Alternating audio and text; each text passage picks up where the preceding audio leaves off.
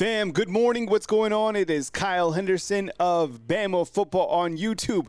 Can I get a roll tide inside the comment box? Thank you very much for joining me on today's program. Please let me know where you're watching the program from.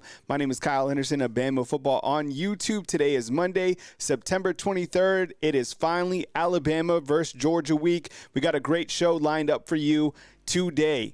What we are going to do is we are going to talk about Alabama football versus Georgia. Of course, get it started on Monday. I'm going to take your calls during this program. And then at 11:30, you got Nick Sheridan, Coach Kane Womack. So that's the OC, that's the DC. They'll be talking at the podium. And then at 12 p.m., you have Coach Kalen DeBoer. We're going to go over the top 25 rankings. I'm going to give you my top 10 after this Alabama and Georgia bye week. We're going to look at the weather, right? Hurricane Helen, we're going to get an update. We also have Alabama Storm Chaser. That's North Alabama Storm Chase, who's been helping me out on the backside. We're going to look at the line, which is currently moving. It's moving closer to Alabama being the favorite, or at least a pick 'em in this game, which I'm not surprised to see. We're going to talk about key matchups, and of course, every single day going into this pivotal SEC matchup. Yeah, I said pivotal. I know there's a lot of football left to be played, but I think there's so much on the line when you have Alabama taking on Georgia. I mean, this is the game that we want. This is the game of two of the top teams atop the college football pinnacle, right? I mean, there's a couple teams that are there, and Alabama and Georgia are certainly one of them. You have, I'll take your calls as well. And then, as I said, Nick Sheridan and Coach Kane Womack. How's everybody doing today? You guys have a good weekend? Did you guys watch some college football? Did you watch some NFL? I watched both. I had some steaks last night, threw them on the grill, enjoyed my NFL Sunday, and I watched some games, of course, on Saturday. Who'd you watch on Saturday? Did you get a chance to watch some college football? Before we get into that, here's the updated forecast. And this is literally coming from James Spann. This is today on Monday, September 23rd. Okay? All right. He said this Western Caribbean is expected to be Hurricane Helen by Wednesday. Okay?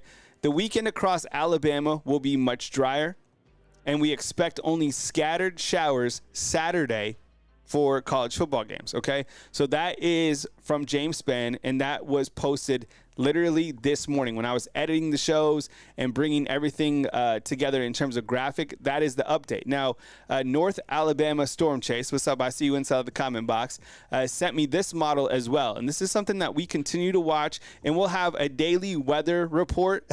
Now I'm doing weather, right? Bama weather with Kyle. Oh, and it's Trucker Hat Monday, all right? So we got the trucker hat. Right? This is the updated forecast, and we'll have something every single day leading up to this. But this is from North Alabama Storm Chase. You could follow them on Facebook. Please do. Sent me this morning. I mean, it has a model, which is actually a video.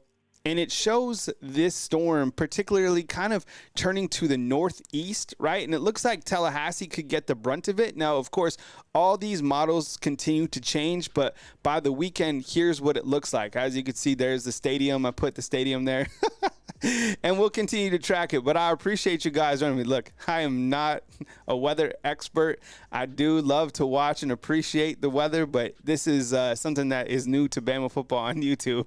And we will actually, continue to check it every single day. And Max Tooney saying, until the storm actually forms, it's all speculation. I mean, I'm with you. Right now, it's Monday. The game's on Saturday. If you live in the Southeast, you know that things change rapidly. So we'll continue to keep you posted every single day. I've seen people worried that the game's going to be canceled or postponed. I would wager 100% against that. So we will keep you posted. And I appreciate you guys being here and following the weather, right? Oh, Tallahassee just can't catch a break. I know, man. Seriously. By the way, they finally won a game. We are about to tweet something out. Or posted on Facebook that they lost again. They were able to beat Cal, right? That was their first win of the season. And, of course, you saw Auburn go down. But let's look at the top 25. These are the top 25 teams, and this is the updated AP rankings. I'll roll through them. Texas beats up on Louisiana Monroe 51-3 in a game which freshman Arch Manning took the keys to, right? You got Georgia. They were open. You got Ohio State beat Marshall. I watched that game. And my thoughts on Ohio State, I wanted to watch just at least a half, right? I felt that one of the things that really stood out to me about Ohio State, and I get it, they're playing Marshall, a team that I really like their head football coach, Charles Huff. Remember, he was the running backs coach here? I felt, hey, a real nobody in with the super chat. Thank you so much. I appreciate you. I really felt that Ohio State's running backs, and, you're not surprised to hear this, but seeing them and watching them, man, they got another gear. Those guys have playmakers. I thought the quarterback did a really good job in that game. I want to look, their schedule is ultra light, and we'll talk about that in just a minute. But Ohio State, they impressed. I mean, they were the team that I thought they were going to be. The running backs, I think Judson ran for 173 yards or something like that in the game. Alabama was open. Now, I'm sure everybody watched Tennessee and Oklahoma, right? A real nobody says, is it me or are these college kids hitting like never before? Like there's no tomorrow. Insane tackling this season. Kind of brings me to the segue talking about Tennessee and Oklahoma. Look, I'm going to tell you my thoughts about Tennessee right now.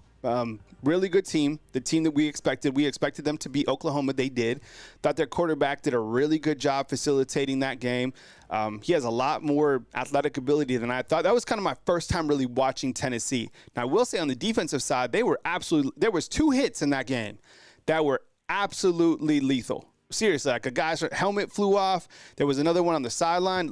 Tennessee was coming with it. I moved them ahead of Ole Miss in my rankings. Again, I don't know. I think those two teams are interchangeable. Tennessee right now, buzzsaw beat Georgia Southern 52-13. I think Jackson Dart at this point in time has, 1,500 yards passing in 4 games. Miami. Did you guys watch Miami? Well, before I get to Miami, let me ask you about Tennessee real quick. Yes or no, have you been impressed with Tennessee? Yes or no, have you been impressed with Tennessee? I'm going to say yes. I was impressed. Look, Tennessee, their trajectory is certainly in the right direction under Josh Heupel. I really, now, is this team like elite status? That's probably premature. But from the small sample size that we've seen from Tennessee right now, I thought they played good defense. Their offense was pretty good. I'm getting a lot of yeses, a lot of no's. So think about that when you're listening to it, whether podcast or you're on the show right now. Were you impressed with Tennessee? I'm going to say yes. Oklahoma, welcome to the SEC. It's going to be challenging for them to compete with the upper echelon teams. Got a good coach. I just man, SEC comes with it, man. Yeah, Max. Their quarterback is really talented. Man, the guy can move around. He's fast. They got some players for sure. So Tennessee, that will be, and we know this, going to Tennessee is going to be ultra challenging for Alabama. Can't wait to see how it shakes out. And I'll talk about my top 10 here coming up. 5 Adam is saying no. Well, let me ask you this then, and we'll switch teams because I'm sure you watched this game as well. Miami versus South Florida. South Florida's had to deal with Jalen Milroe and Cam Ward, right, in the first 4 weeks of college football season. As much as I like Alex Gollish, playing teams of that caliber, they just don't have the guys to do it. Now, they're a good football team, but let me ask you the same question. Were you impressed with Miami? If you watch Miami play, were you impressed with Miami? Yes or no? I'm going to say yes. The quarterback, he's it. Cam Ward, that was another opportunity that I had to just sit and watch him. No distractions. I was just watching that game as well. They're good. They're a really good football team. Super athletic. He can throw the deep ball. His intermediate passing game, which people are obsessed about, he's good. He's the guy. T-Town Trisha, what's up? I appreciate you. A real nobody coming to us. Appreciate you, Jared, 5 Adam, Mark, Case, Tough as Nails. Thank you very much for watching. Yeah, I was impressed with Miami. I don't know what to think about these next few teams, like Oregon, Penn State, Utah. I get it. Penn State put up, 718 yards of offense. Utah beat Oklahoma State without Cam Rising. I don't know what to think about these teams. Missouri took on Vanderbilt in a game that was in overtime, right? Vanderbilt had an opportunity to tie the game 30-30. They missed the field goal. Game ends. I don't know. I mean, is Vandy punching above their weight? Probably, right? Their quarterback, we've talked about him plenty of times. Alabama goes up there here in a little while to play Vanderbilt. I think Alabama will have their way, but seems like Vanderbilt's playing some good football. Did you guys watch Michigan and USC? Caitlin, what's up? I see you inside the comment box. I don't know. You know, I've been riding this USC early season Kool-Aid. They didn't play their best football. Michigan, you know, I don't know. Those two teams were certainly even, but there's a big difference between like the Michigan, the USC, the Missouri, the Utah, and the top four, right? The top five, right? Yo, Five Adam, I know. Yo, well, you have Jerry Kill over there. You have Diego Pavia, two guys who played, right, at a very high level, right, last season, taking New Mexico State to a bowl game. Yo, Vandy's tough. Max, I think I agree with you, man. I think, and not to take anything away from Vanderbilt, I just don't think that Missouri is honestly like, what are they, 11? I don't know, games 14 through 25, nothing really, you know, jumps out to me. I mean, LSU won, Notre Dame won, Clemson, you know, they looked good against NC State. Like nothing stands out to me over there. I think when you go full monitor, you see that kind of the strength of the SEC, right? 5 out of 10 of the teams in the top 10 are from the SEC. The SEC is just so dominant. 3 out of 10 are from the Big Ten, 1 out of 10 from the ACC, that's Miami, and then 1 out of 10 from the Big 12, and that's Utah. Michigan up 6 spots after beating USC, and Kansas State down 10 spots. This is my top 10 right now. Like if I had to give a top 10 to whoever cared, this is my show, so this is my top 10. Pastor Kevin, what's up, man? Appreciate you being here. Smooth, what's up, man? Hacker Music, thanks for being here. This is my top 10. So I had Texas at the top with everybody else. Manning threw for 258 yards, 2 touchdowns. I think he also threw 2 interceptions in that game. Up next, they have Mississippi State, Oklahoma, and Georgia. They're definitely the number 1 team. And I want to put it kind of like the pressure onto Texas. But they look like a really quality football team. And I've watched them now twice. And I did like what I see. Like from the game against Michigan, they dominated that game. Quinn did a really good job getting the football to his wide receivers. They're really good on defense. This is a Coach Sark team. They're great. I got Ohio State, number 2. 5 Adam, what's up? I agree with you on the top 10. Yeah, I appreciate it. I have no idea what to do with like teams after Miami. I don't know where to rank. Michigan, Penn State, Oregon. I don't know. Ohio State, Judkins, Beast had 173 yards rushing. Up next, Iowa, Oregon, and Nebraska. Oh, Nebraska lost, right? In overtime? No, Ohio State, I mean, they're really good. They're always good. Bama, start SEC play. You got Georgia, Vanderbilt, South Carolina, and Tennessee up next. Those are some exciting games. Like, this first part of the season, like, that's done. Now we move into the real season. Like, everything starts this week. Ironically, it's against Georgia, which is amazing for us. I have Georgia at number 4. I think you could change. You could swap out, you know, like 2, 3, and 4. You could put Bama number 2. You could put Georgia number 2. Even after that game against Kentucky, I mean, I'm telling you, and we'll start to talk about Georgia, Alabama here soon. You know, what I did on Saturday was I watched Georgia, and I watched their games against Clemson, Tennessee Tech, and Kentucky. And I think I kind of like spot watch those games. Yo, they got their wide receivers. They have so many guys. And the thing about Carson Beck, and we'll talk about this in a little bit, he can distribute the football to so many guys. The thing about it is nobody has brought pressure to Carson Beck yet. They don't. So they allow him to have a clean pocket, and the guy can move around a little bit. I mean, he only has 55 yards rushing this season, but he can move around a little bit. But he's accurate when he has a clean pocket. Surprise, right? Back to my top 10. I got Georgia. A 2.5 favorite over Alabama. Jarvis hit me up. It's actually 1.5 right now, so the line is shrinking. We'll talk about that next. They got Bama. Then they got Auburn. Auburn is completely, my goodness. And I was talking about this again. Like the trajectory of Auburn, man, like it's crazy. Someone was like, "Why don't you upload the Hugh Freeze?" I should have. It's I can't even imagine being an Auburn football fan right now, because you entered the season with momentum. You have everything going your way recruiting wise.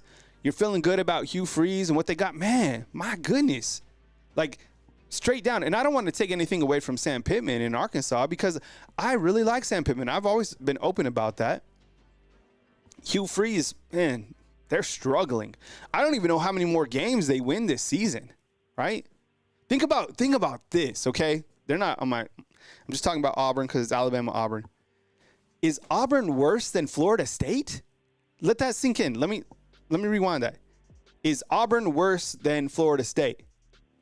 I know you can't compare scores, but yo, Cal beat Auburn and Florida State just beat Cal. I don't know. That's weird to think about. I got Tennessee. Yo, quarterback super impressive. He has 892 yards, 7 touchdowns. Arkansas, Florida. I've been practicing the pronunciation of his name over the weekend. I still am having trouble with it, so I don't want to butcher the young man's name. I plan to get it right by Tennessee. I love kind of the pronunciation of names, but yo, this one is definitely throwing me. So I'm just out of respect for him, I don't want to butcher his name, but the guy is an absolute baller for sure. Then I have Ole Miss, and I think I would love to see right now Ole Miss take on Miami. That would be like a hell of a game to see this weekend. I would imagine that game's into the 90s in terms of a total. I don't know. Let me ask you this. Undefeated, everybody inside the comment box. Who is better right now? Just in your opinion. Look, it's an early type season. Ole Miss or Miami? I don't know.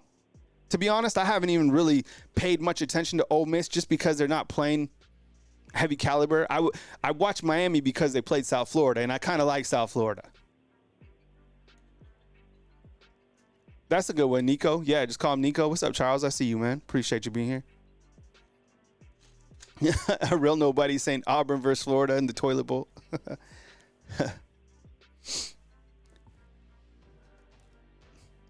I don't know. I guess, because Jackson Dart, yo, he's a good quarterback too. Everybody's saying Ole Miss right now. Maybe some Miamis. And if you look at Miami, the rest of their schedule, yo, I think looking on their schedule, I think they have on the road, they go to Louisville. But besides that, I think Miami could end the regular season undefeated. Seriously, look up their schedule. This is a team that has a favorable schedule, and they're really good. Their quarterback, among the favorite to win the Heisman, we'll show that next. I don't know. And then, look, I think there's a big jump right here. Michigan, Penn State, Oregon, I have no idea how to rank these teams. Case, I'm with you, man. The ACC is, like, if they don't win the ACC, something went wrong. And, who's the second best team in the ACC? Is it Clemson? I don't know. Yeah, see, 5 Adams saying Clemson versus Miami SEC title game. 100%. That's exactly what I was saying. All right. So that's my top 10. Take it as you will. I bumped USC. I have no idea what to think about Oregon. They have UCLA. They have a light schedule too. I know they play Ohio State. That would be kind of their first, big game. But they struggle with 2 teams from the state of Idaho. Let that sink in. Here's how the SEC looks right now. At this point in time, teams have only played, just a few games. And the number 1 and the number 2, I'm going to say this every single week. The number 1 and the number 2 play for the SEC title game.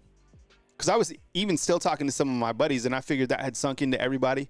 But they were like, well, that West and the East. And I was like, no, remember, this year, the number 1 and the number 2 play for the SEC title. Talk about the SEC title. It's always meant something, right? You look at the great teams from Alabama, the teams that won the SEC title, even from Georgia. But winning this SEC title when it's just number 1, number 2, I'm looking forward to it. And it's just a heavy, heavy conference of ultra talented teams. You look at the 5 of these teams right here in the top 10 in the AP. Linda, we were looking at that weather earlier. I'll show you one more time. This is from North Alabama Storm Chase. You can follow him on Facebook. But by the weekend, it looks like this storm, this hurricane, right, looks like it's coming right through Tallahassee, and it looks like it's going to kind of veer up towards Charlotte. And you can see Tuscaloosa on the western side of that, right? And from James Spann, he said this Hurricane Helen, which, could be here by Wednesday, it looks like it's not going to be that impactful for Alabama's game against Georgia on Saturday. But we're going to have a daily weather report on this program leading up to the game. And I'm sure, I would imagine Coach Kalen DeBoer is asked about it today. Maybe not because it's so far out. I have no idea. When we look at the updated Heisman watch list, you're starting to see all these quarterbacks continue to rise up. Cam Ward, man, that guy was... I really like his game. I'm sure everybody inside the comment box, Bama haters here, that's his team. Cam Ward is it, man. I was totally, totally impressed. Jackson Dart, we've seen him before, plays in a great offense with Lane Kiffin. You imagine Lane Kiffin in your ear, right, before the pre-snap? Now, it shuts off in 15 seconds, but still, the things that Lane Kiffin can see, one of the great offensive minds. Same thing with Steve Sarkisian. Jalen Milroe now at plus 750. There was a time where Jalen Milroe, I think in the summertime, was like plus 1,500, which was absolutely crazy. Whoever got in on that, good for you. We got Nico here at plus 1,000 for Tennessee, and then Dylan Gabriel, Oregon plus 1,200, just because he hasn't played anybody yet. And then you got Quinn at plus 1,400. That's how it looks for the Heisman Trophy right now. I mean, Milroe's certainly right there. 746 total yards of offense and 14 touchdowns. I think Cam Ward has, 1,500 yards passing, similar to Jackson Dart. I wanted to ask you this. College Game Day is coming to Tuscaloosa, Alabama this weekend. Can't wait for it. Can you imagine Nick Saban? He just literally walks down from his office at Bryant-Denny Stadium, goes and sits down with the crew. So my question for you is this. All right, I like this graphic. Who do you think, or who would you like to see, and who do you think it will be? Make a prediction. Who do you think the celebrity guest picker will be? I posted this on Facebook. Or I've been seeing it. I'm sure you have too. You've been seeing it everywhere on social. You know who I'd really like to see? How about Miss Terry? I don't know. You know who she's gonna pick, but just. Look, she has a great personality. I talked to her, I think, 2 or 3 times.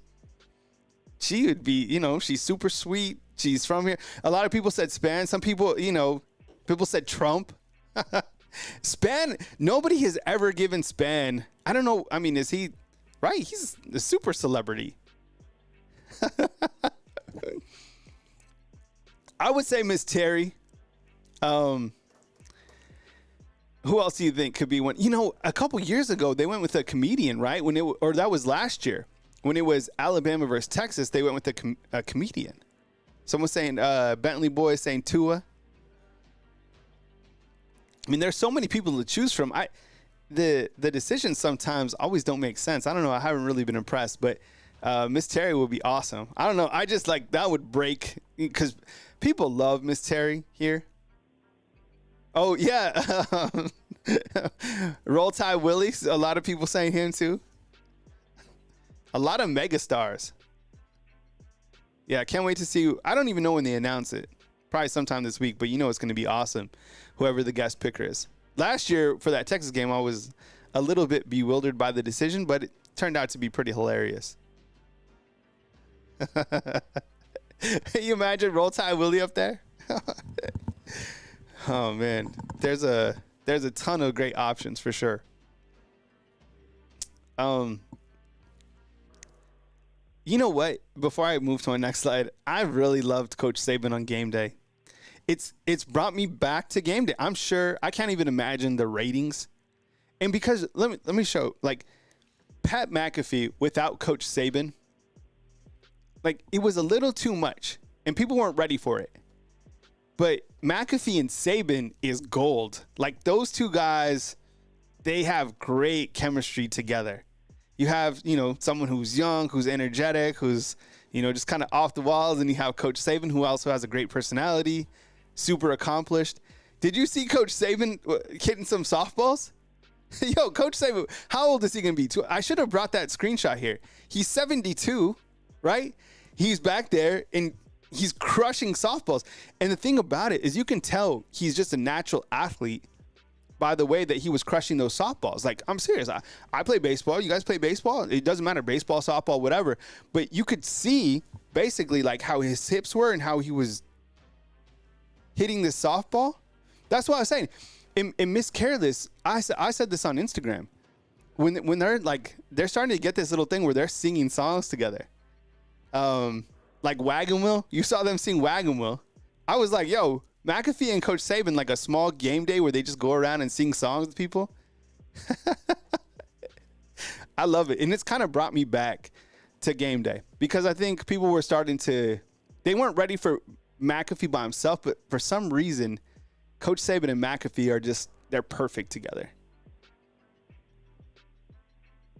Yeah, see, Max, he made good contact. Yo, Saban's a hell of an athlete. Jarvis in with the UGA sucks emojis. Yeah, don't forget to run those up. Maybe I can make what could I make this week for an emoji special? Maybe like a Kirby crying or something. I don't know. I'll think about it. Okay, so Jarvis hit me up this morning, and the line is moving. So here's what the line looked like in the summer. It was 4.5 for Georgia. They were favored in this game when literally things started, right? When you got your college football magazine, does anybody still get that? I do. Remember Phil Steele? Does anybody remember Phil Steele? It was like pages and pages of just like copious information. And I get it. You can look up anything on the internet. But like the Phil Steele magazine was just like, it was deep. That stuff had stats like you wouldn't believe. But in the summertime, when the line came out, it was +4 Georgia. And then around week 3, it started to kind of shrink down, right? 3.5. And then after, Jeff is saying it's 1. I saw it this morning. Jarvis sent it to me. He said it's at 1.5, right? Whatever the case is, the line's shrinking. And I think even some places it's been a pick 'em. I've said, and I said this last week, that I feel that Alabama is the real favorite in this game, not just because of home field advantage, but I think Alabama is the better football team just head-to-head. Now, if you go to ESPN's overall fan indicator or whatever they call it, I think Alabama was like a 65-point or like a 65% chance to win this game. Whatever. All those numbers mean nothing. But I think as you get closer to this game and you start to look at these teams, you probably feel that the line is closer and that Alabama is the favorite for a variety of different reasons. I think by Saturday it's probably pick 'em. I wouldn't be surprised if Alabama is the favorite. I'd take Alabama in this game. And I think as we get closer, what I'm going to ask you, I'll just ask you right now, just to kind of warm it up on Monday. Do you think that this game will be close? And what I mean by close is like a touchdown separates the two teams. Yes or no? Do you think that this game will be close?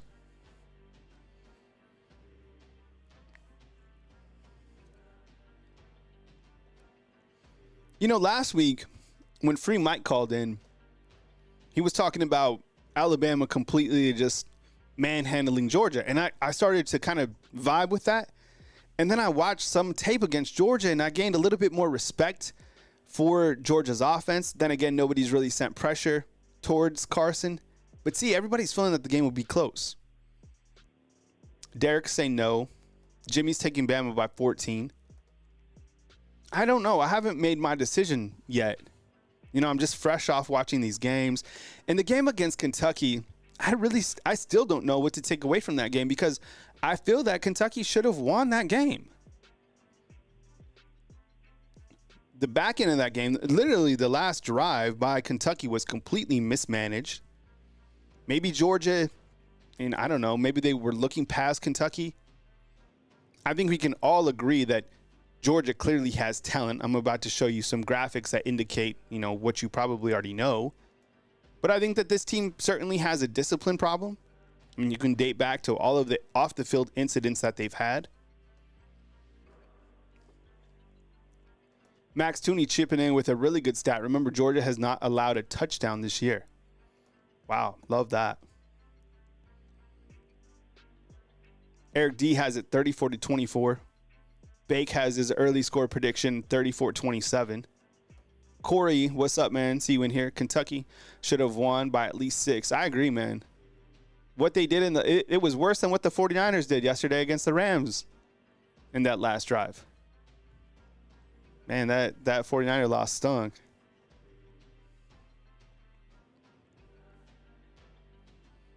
All right, let's turn the page to now this matchup. Alabama taking on Georgia. I have it up top as 2.5. I think it slid down to 1.5. I don't know. We'll continue to update it. It's 1.5, 2.5. I don't know. It's tight. The Bulldogs, led by Carson Beck, who we're going to talk about today, 680 yards passing, 7 touchdowns. ETN, who's rushed for 24 carries for 157 yards. Remember, he didn't play in week 1 because he was suspended. Dominic Lovick, who I gained a lot of respect for over the last day or so watching film of him. He has 12 receptions for 155 yards and a touchdown. C.J. Allen leads the team in tackles with 15. For the Alabama Crimson side, Jalen Milroe has 746 total yards with 14 touchdowns. Jam Miller, who's been playing at a very high level in 3 games, 29 carries, 265 yards, 3 touchdowns. Ryan Williams, as just a freshman, 10 receptions for 286 yards, 4 touchdowns. I was thinking about, before I get to this next graphic, and I was talking about this yesterday. My mom came home. My mom's in town until tomorrow. She came out to see the grandkids. She bought this book at Barnes & Noble's. It was printed out by the Tuscaloosa News, and I was just kind of flipping through it. I didn't realize that Julio Jones caught for 924 yards his freshman season. So I was thinking about kind of making a comparison graphic that I'll probably just, circulate on social media or whatever, comparing him to Alabama great wide receivers during their freshman season. 924 yards, but I guess he had a sophomore slump, right? Julio Jones, he caught for 546 the following year. Mama, what's up, man? Appreciate you. Mama's in town, yeah. All right. When we look head-to-head at these two teams, and again, Jalen Milroe, he has more total yards than that. These are just passing yards specifically. I like this graphic. Hope you guys do too. I literally hand cook all the graphics. I can see one small blemish on this graphic. Let me know if you can see what I'm looking at. I'm gonna fix it.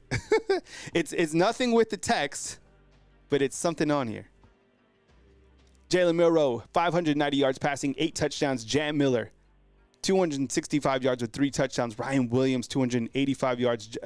Jaha Campbell, 28 tackles. And Graham Nicholson, to my surprise, he's only kicked 1 field goal, which he missed. That game was against Wisconsin, right?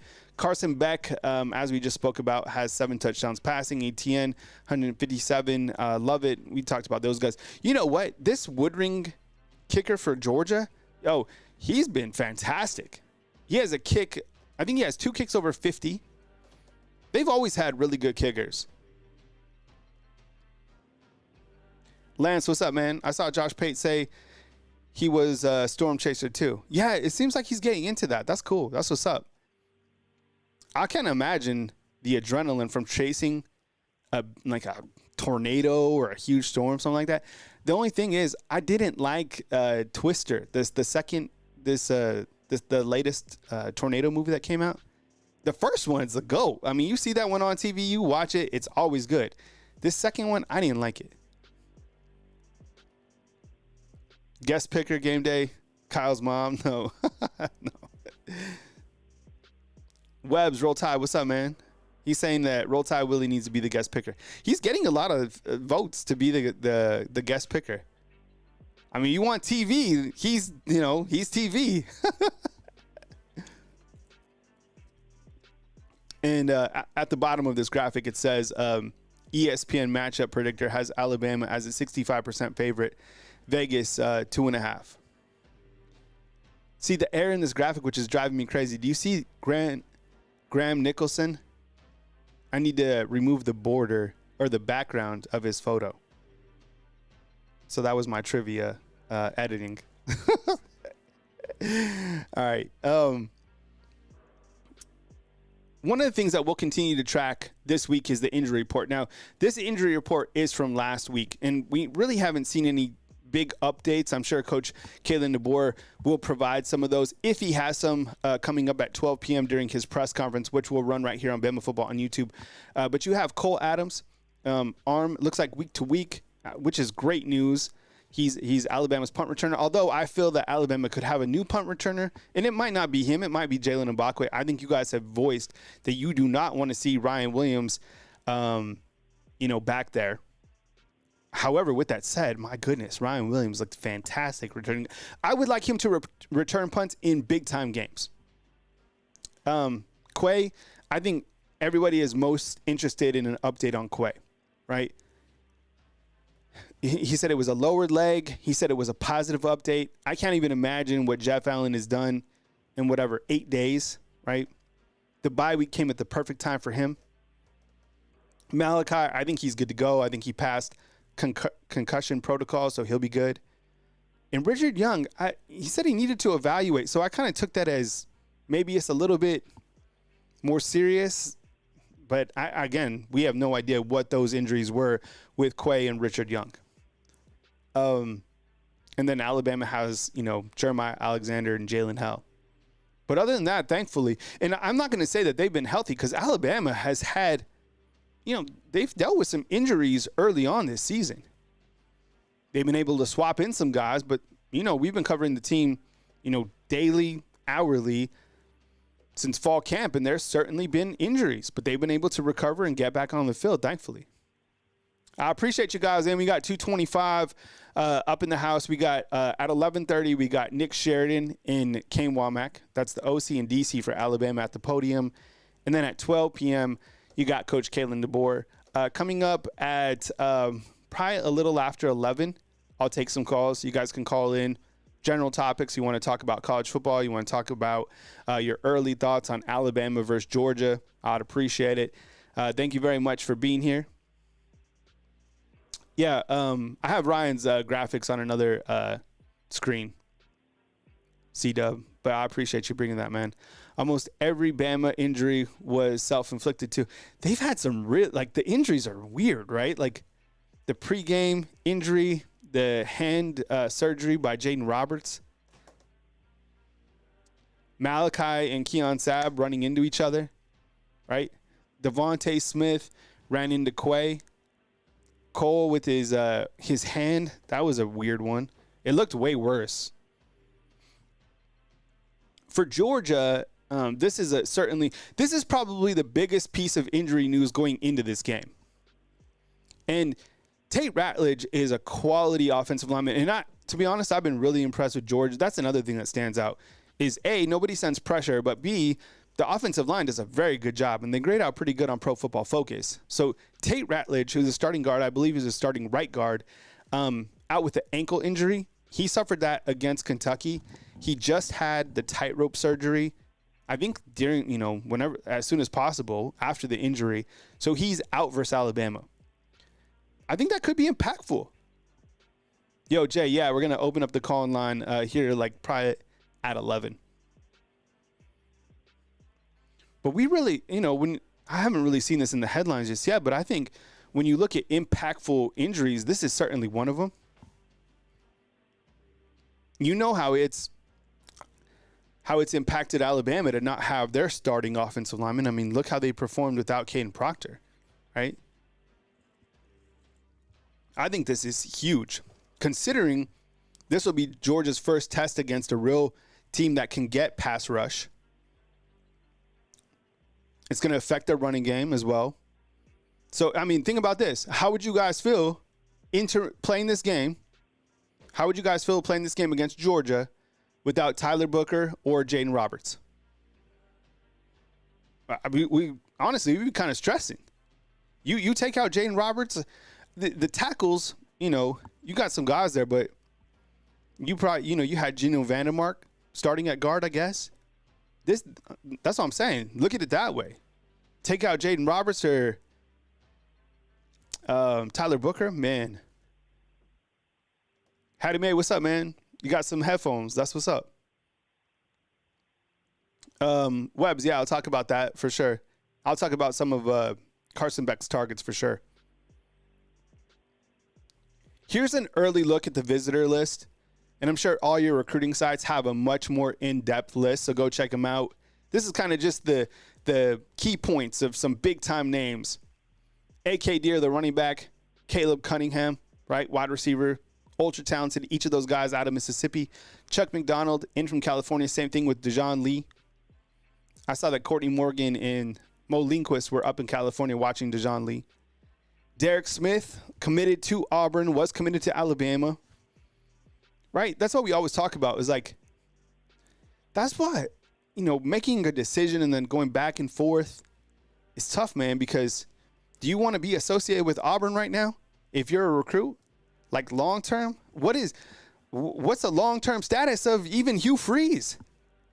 I don't know. That's what I'm saying.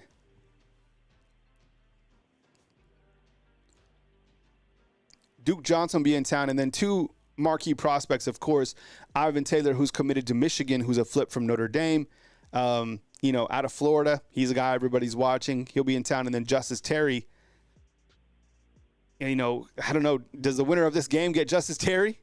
Maybe not, but I think they take a giant step forward in landing the 5-star defensive lineman out of the state of Georgia. Now, Keelan Russell, man, this guy has been slicing teams up. This past Friday night, what'd he post? 351 yards passing and 6 touchdowns. You know who else is balling out is Latier Brooks. Yo, that guy, he's a wide receiver. If you haven't seen his highlight, maybe I'll show him sometime this week.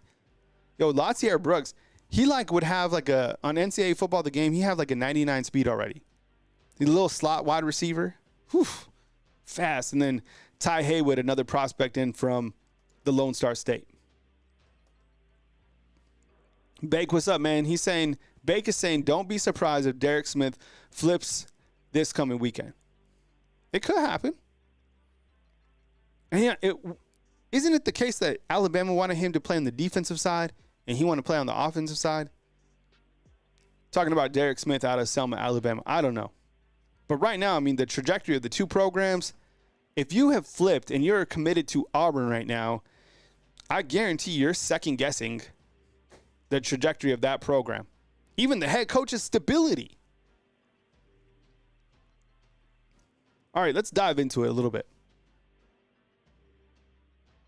Kyle Henderson, Bama Football on YouTube. I appreciate you guys being here. Thank you very much.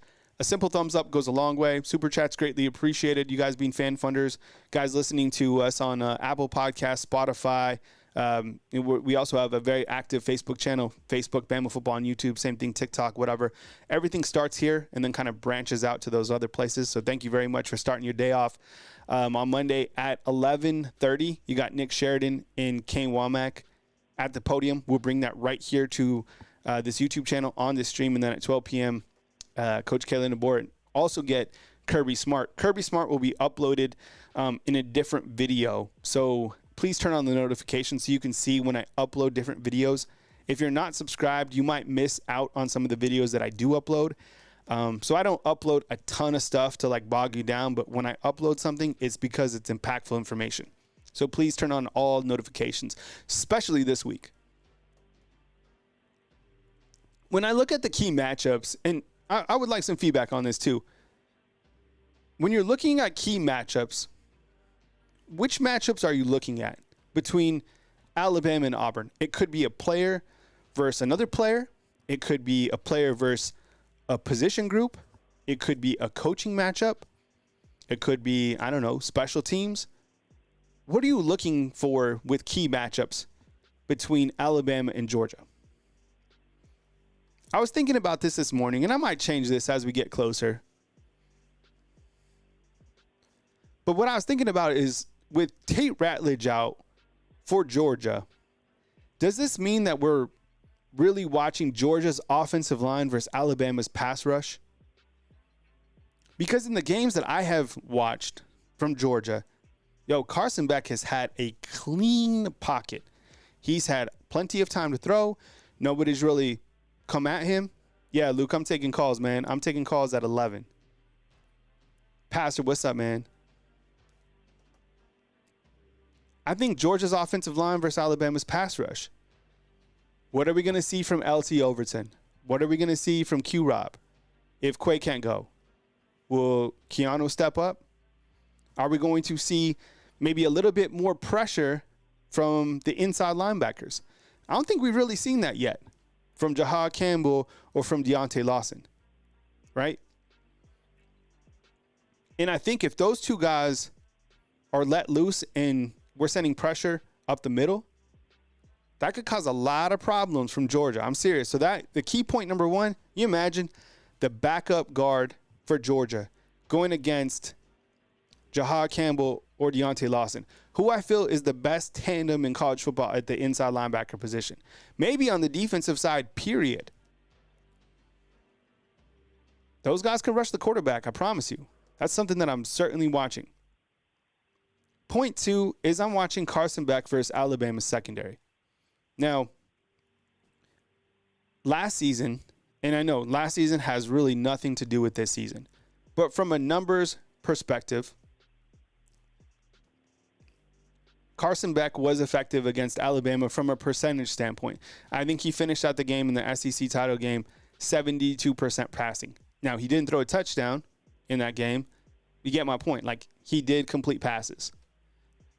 This season, Carson Beck, under no pressure against Clemson, Tennessee Tech, and Kentucky, he's been able to get the football to his wide receivers, a wide variety of wide receivers. If you want to see something, pull up Georgia's football stats and look at the targets. And I have a graphic that demonstrates this as well. But Carson Beck gets the football to everybody. I'm serious. There's not like Dom Lovett, I think he has 12 receptions, but everybody has a ton of receptions. He throws the ball everybody. I think there's like 8 guys that have or 7 guys that have touchdown receptions. And the reason I bring up Carson Beck versus Alabama's secondary is because the one thing that we know, and I know this is opinion, but I would assume that it's fact, is that Alabama, their secondary, while they've played well this year, they haven't faced a quarterback that is accurate at all. None of the quarterbacks that they faced are talented. Maybe, Byron Brown, I think we have respect from him in terms of competitor. But none of the quarterbacks are good. I mean, Tyler Van Dyke, he threw 3 passes, and the poor dude's out for the entire season. From is checking in. He says, Kyle, I'm hearing Quay, Malachi Moore, and Cole Adams good to go on Saturday. Good update. That'd be amazing if Quay can come play for Alabama on Saturday. I wouldn't be surprised, man. Jeff Allen.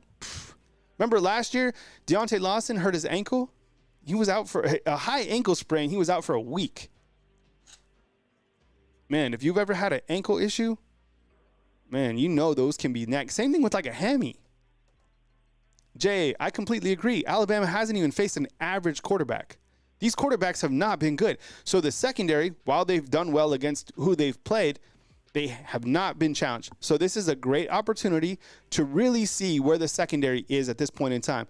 Damani Jackson, get ready, man. Damani Jackson, get ready. Zabian Brown, strap up. Put that mouthpiece in. Same thing with Red Morgan. We have seen early on in the season that teams have wanted to challenge Zabian Brown, have got behind him. Same thing with Red Morgan. That's not hating on the players. This is what has happened, right? That's going to be part of the game plan, I promise you, is to attack Alabama's secondary.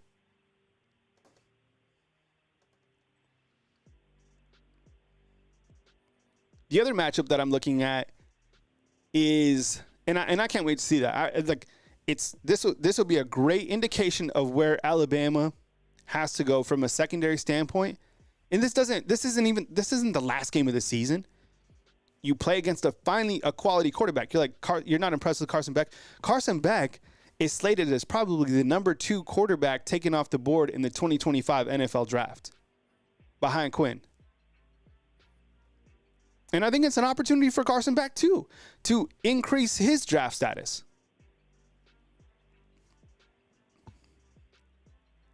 Now, another quarterback in this game, clearly, Jalen Milroe, who beat this Georgia team last year. Again, nothing from last year matters into this year, but he has a lot of weapons. He has a new offense. He has some running backs that are performing at a very high level. You know who ate up Georgia last year, too? Jam Miller. That was the game where Jace couldn't go, and Jam came in and did a hell of a job. Jalen and Jam, man, I like how that sounds. Jalen and Jam. That's a nice combo. This will be an opportunity for Jalen Milroe, too. And if you're Georgia's, I didn't even know if it was Georgia's secondary, their linebackers, or pass rush. Like, how do you stop Jalen Milroe? What is the key to doing that? How do you do that? And that's something that we'll talk about more this week. You know, do you send the house? Do you send pressure? Do you do a little bit of what South Florida did? Because South Florida got to Jalen Milroe. And if you're Alabama, how do you combat that? I can't wait to see another opportunity for Jalen Milroe against Georgia.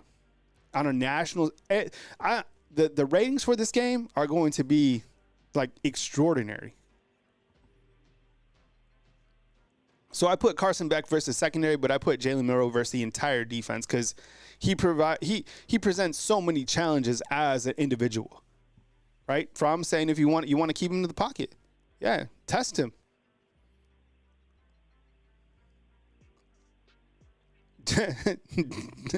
Jalen and Jam. All right. How about Alabama's offensive line now that they've had a game under their belts? This will be really their second game the offensive line comes in playing with their starters against Georgia's pass rush. Now, I have it written down here. I think I swapped this out. Let me see. Oh, no, I got lost in the weeds. Let me see where I went. To where when I'm looking at, let me get that graphic back up. Georgia's pass rush, I was going to bring it up. That's where I keep all my notes. I've been impressed with Georgia's pass rush. Now, they don't have a lot of sacks, but they do have playmakers. And Alabama's offensive line, I think, is ready for a challenge, right? Let me get back to that slide deck. My bad.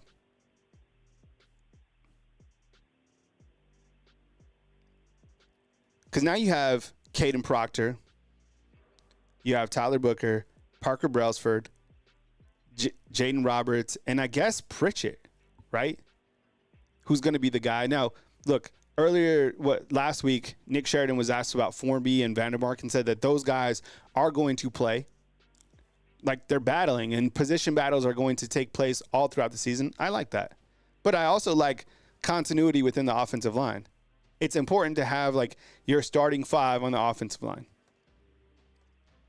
Can these guys protect Jalen Milroe? Can they open up running lanes?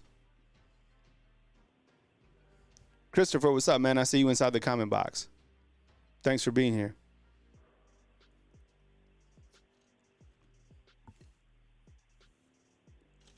The other aspect I was looking at is Alabama's run game versus Georgia's defense. This could be a really good indicator of this overall outcome.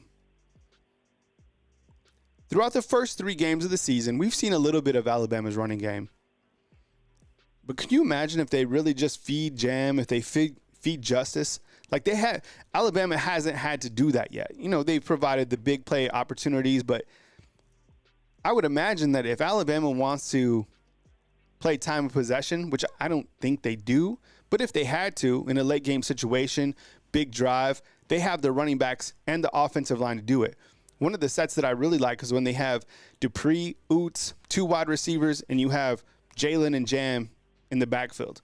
Like, you can eat up a lot of clock with like that. Now, those running backs are, 1 tackle away from taking it to the house. But you get my point. It's like, I think if Alabama is able to establish a really good running game, and you got to like what Alabama's done so far. I mean, the guys are averaging both, 9.1 and 8.7 per carry? It's tough to stop. Yeah, the big play, the deep passes, that's been something that has certainly kind of headlined in the excitement about Ryan Williams, of course. But, man, if you feed the running backs like we know they can eat, I think that could dictate a lot of big games for Alabama, is their ability to run the football. Now, I appreciate you guys being here. 2:50 up in the house. We got Coach Kalen DeBoer coming up at 12 p.m. and then at 11:30 p.m. a.m. You have Nick Sheridan and Kane Womack. Yeah, at 11:30 at night. Kyle Henderson, Bama Football on YouTube. What are some matchups that you're looking at? Was there something I missed? Do I need to add something this week? Because I was thinking about it. I mean, there's so many different ways. The coaching matchup, of course, right? Coach Kalen DeBoer versus Kirby Smart. What a great matchup. Hey, Christian, what's going on, man? I appreciate you being here. Roll Tide, Kyle. I can't wait until Saturday. It's going down, finally. Absolutely. Yeah, and Georgia does have running backs. They've impressed, man. ATN, he's solid. Really fast, powerful. They have another running back that I marked down who's talented as well. Here's a look at Carson Beck. 6'4", 220 pounds. He's a redshirt senior. Mock drafts have him as a top 2 quarterback. 28 career games, 5,100 passing yards, 37 touchdowns during his career at Georgia. This season, 56 of 82, 680 yards, 7 touchdowns, no interceptions, 55 rushing yards, 21 of 29, 243 yards, and 72% passing, 0 touchdowns versus Bama last season. This was a stat that was interesting to me at the bottom of your screen in white text. 18 different players have caught a pass from Beck in this season. Like if you look at his stats, he really spreads the football out. You're like, who does he throw the ball to? Well, this is it. These are his key targets. So Dom Lovett, really fast, kind of like their playmaker. He has 12 for 155. See, all these guys, they have touchdowns. Arian Smith, 11 for 142, 12.9. Dylan Bell, 9 for 98. Lawson Lucky's their tight end. Talking about big shoes to try to fill. You can't fill Brock Bowers. By the way, Brock Bowers crushing it in the NFL. Brock Bowers was so good. He was such a talented tight end. Probably one of the more talented tight ends that we've seen in dominating tight ends, right? College football. That guy was that good. Colby Young, he's another guy that you'll see. He has 2 touchdowns. I think he's one of the bigger wide receivers that they have. He's 6'3", 215, something like that. And North Alabama Storm Chase is right. I think one of the things that I've learned in watching Georgia is you have to be able to get to Beck. If this guy has a clean pocket, he'll eat. He's accurate. He'll get the ball to the receivers, I promise you. First 3 games this season, Georgia beat Clemson 34-3. That game was a little bit closer than I thought it would be at the first half, and then Georgia kind of opened it up and their playmakers took over. They beat Tennessee Tech 49-3 in week 2 in a game that, pretty much expected. And then this game against Kentucky, I still don't know what to take away from it. Maybe they were overlooking this game. Maybe, I don't know, maybe it was just challenging to play on the road in Lexington. The atmosphere did look nice. It was in the evening time. And you think about it, Vandergriff, he's playing against his old teams. Who knows? Ratledge is out of this game. And then Beck, as you know, those are his stats. I'll take some calls right now. I'll open up the call line if you guys want to chit-chat. I'll have the line open up until 11:30, and then we'll bring Nick Sheridan, Kane Womack, and Coach Kalen DeBoer here on Bama Football on YouTube. I appreciate you guys being here. My Monday show is at 10 a.m., and then Tuesday through Friday, I'm at 9 a.m. Central Time. So I appreciate you guys being here. And then news as it happens, and then press conferences as well. So as I said, I'm going to upload Kirby Smart today, so definitely hit the notification button so you can be notified when I do upload that. And then if you're a fan funder, $2.99. I upload specific videos, like I'm doing some chalk talk. I don't show the plays. I can't. That's copyright material. But I do kind of go over like X's and O's and, what quarterbacks are doing or how you can effectively manage the run game, things like that. Corey, what's up, man? I appreciate you being here. Jarvis as well. Max Tooney. Let's go to the phone lines. We have 832 to start us off. Mike, what's up, man? Appreciate you calling in.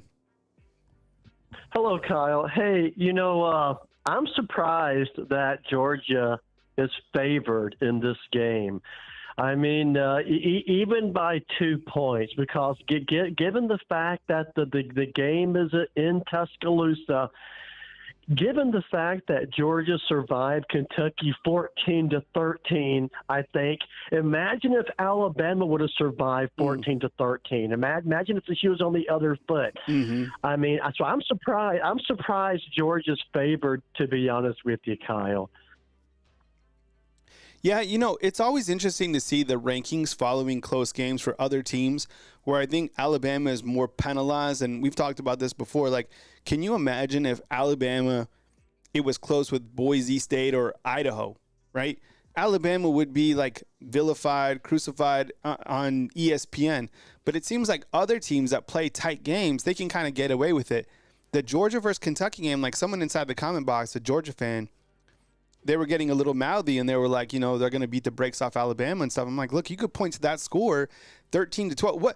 What is a more challenging environment? Let me ask you this, okay? Undefeated. This is for everybody. Going to Camp Randall, playing Wisconsin, and winning by the margin that Alabama did, or going to Lexington and playing Kentucky. I would imagine Kentucky probably beats Wisconsin. I have no idea. But you see what I'm saying? Like, Alabama went on the road in a much, a longer distance trip against a Big Ten type team, able to take care of business, where Georgia barely beats Kentucky. I watched that game. It was weird. Things were going right for Kentucky, but then Kentucky would it was a strange game. I don't know. Mike, go ahead. Yeah, I think that maybe Wisconsin would be a little more difficult of a game at Wisconsin, but I don't know. But the key to this game, Carl, there's so many keys to this game, and I think one of them is going to be Alabama's defense. I think Alabama's defense, being able to put pressure on the Georgia quarterback, being able to stop the run for the most part. So I think if Alabama's defense plays a good game, and a mistake-free game, of course, but a good game and limits Georgia to points, and Alabama's even got a better chance to win. But I think there's so many keys to the game, but that's one of them right there is going to be defensive play for Alabama. But it's definitely going to be a good game, Kyle. But but Texas, there's so many good games, Kyle. Absolutely, man. What was there a particular game that you watched this past weekend? Did you watch the Tennessee-Oklahoma game, or were you perusing? Did you watch Miami versus South Florida? Was there anything that stuck out in your mind from this past weekend in college football? Well, I'm not sold on Miami yet. That quarterback of theirs now, he's excellent, but I'm not sold on any Florida team, college or pro. but that quarterback of Miami Hurricanes, you got to give that dude his props. But also Tennessee Volunteers, man. You know what I mean? You got to give them their props as well. I mean, that win in Oklahoma, that's a solid win. Is it a very top-tier win? No, it's not a top-tier win, but it is a solid win in Oklahoma like that. And the way Tennessee is beating people, they're annihilating their opponents, So that was a very good win for Tennessee, and I'm impressed by their play overall. But I don't think Tennessee's a top 5 team, and the reason why, that quarterback of theirs, to me, that Emma, I don't know how to pronounce his name, Emma Lovett-Waver or something like that. But to me, the guy, he's like a young Tua. He's like a young Tua. The guy's very, very accurate, except a little more mobile than Tua. So that's kind of what it reminds me of. But he's still such a young quarterback. He's a fresh freshman, though, that quarterback for Tennessee. Mm-hmm. So Tennessee is beatable. But if that quarterback was a junior or a senior or something, or a little more experienced, I think it'd be more, they'd be all better of a team. But they're for real, man. But that was an excellent game. That was an excellent game for them. And so I guess Ole Miss is too. I mean, who knows? Who knows what we're going to see with Ole Miss? But there's still a lot of football to be played, Kyle. But make no mistake about it, man. We all know the big game is in Tuscaloosa. And we all know that Alabama has owned Georgia, has broken their hearts so many times. I mean, the past 6 games, 5-1 versus Georgia. Past 6 games, 5-1 versus Georgia. So Alabama's owned Georgia, man. So we've got to keep up that momentum, but the game being in Tuscaloosa is also just going to be major as well. But I think we're going to beat them, man. I think we're going to beat you. I don't want to put rat poison down, but I think we're going to beat them, Kyle. Thanks for the call, Mike. I appreciate you, man. All right, buddy. Bye. All right, that's Mike out in Austin, now free, back on the streets after serving time. People ask, like, why he served time. It's kind of a running joke on here, but he was in you could ask him next time he calls, but told the judge horns down. So, he's doing the work in Austin. 256, you're up next. Hey, you're on the line with Kyle Henderson. Who am I on the line with and where are you calling in from? What's up, Kyle? It's Luke. Luke Weaver. Calling from Weaver, man. What's up, man? Welcome to the show, man. Take it away. Go ahead. Kentucky won that game, bro. Yep. That was an interception. And there's just so many other things, bro. Like, if that's the Georgia that we see, 42-10, bro. It's happening again. Jalen Milroe is going 2 for 2. Mm-hmm. Again, for 4 games in a row. Mm-hmm. It's just Georgia has a lot to clean up, bro. And for a long time, I think Kirby Smart every year, every time he lost to Saban, and I think he knows in his head there's an asterisk next to his first one and kind of his second one, because he didn't have to go through Alabama. I think the things haunt him with Alabama when he played Alabama. I think certain things, and he thought too hard, and he knows that he probably shouldn't have won without our receivers. He knows that we should have been in over TCU and that he would have had to gone through us again.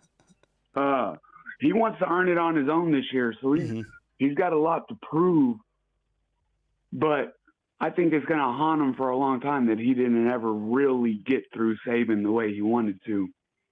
But it's a game of unknowns. These coaches don't know each other, and the only person with an advantage is Kalen DeBoer, because he's got Nick Saban with a 17-year book of notes on, or however long he's known Kirby Smart. Mm-hmm. He's in the office. He's right there. I mean, as a person going through a situation like that, I don't want to be talked to death about what this person could do. I don't want you to confuse me. And I think that they both know where to draw the line at what Nick Saban should tell Kirby Smart about. Nick Saban should tell Kalen DeBoer about, how Kirby Smart plays and everything. But I think he's going to have his notes. And I think he's going to surprise a lot of people, man. I think we win by 10 no matter what. But this could be I think Georgia's going to drop some levels. If they didn't, the first half against Clemson, the game against Kentucky, it's just, bro, they're falling apart, and they haven't proven against anybody. Like, we have a reason for what happened against USF. Once Elijah Pritchett went in, we went and scored 4 touchdowns. So, what's their reason? Yeah, everybody a lot of people are second half teams. They'll pick it up a little, but looking at what, Clemson did in the game before, there's a lot to think about with this game, man. But I think they're gonna win. I'm just worried about the weather. Yeah, I know. We've been we had some weather models at the beginning of the show. I was playing Weatherman, which is pretty cool to track the weather, and we have Alabama storm chase inside the comment box, which is also awesome. But I don't know. It seemed it's like if you live down here, I mean, that the weather changes frequently, but I think people are getting a little bit too worked up. Can you imagine though if the model changes and this thing comes right towards Tuscaloosa? I mean.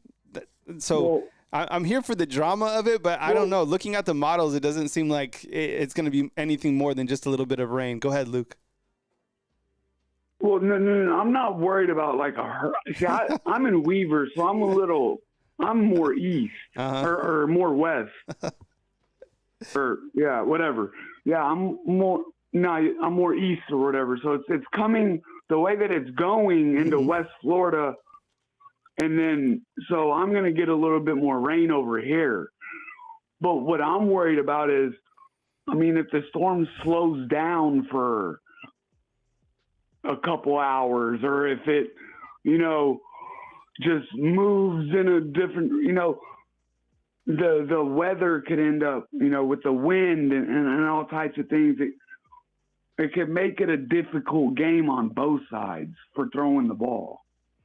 So the running game could be a big factor in this. And I think when it comes to that, we got the keys. All right, Luke, I'm going to move my next caller, man, but I appreciate you calling in from Weaver, man. See you, Luke. Yeah, appreciate it. All right, Luke, my boy, calling in from Weaver. We've got a 256 up next. 205 850-1994 is the call-in line number.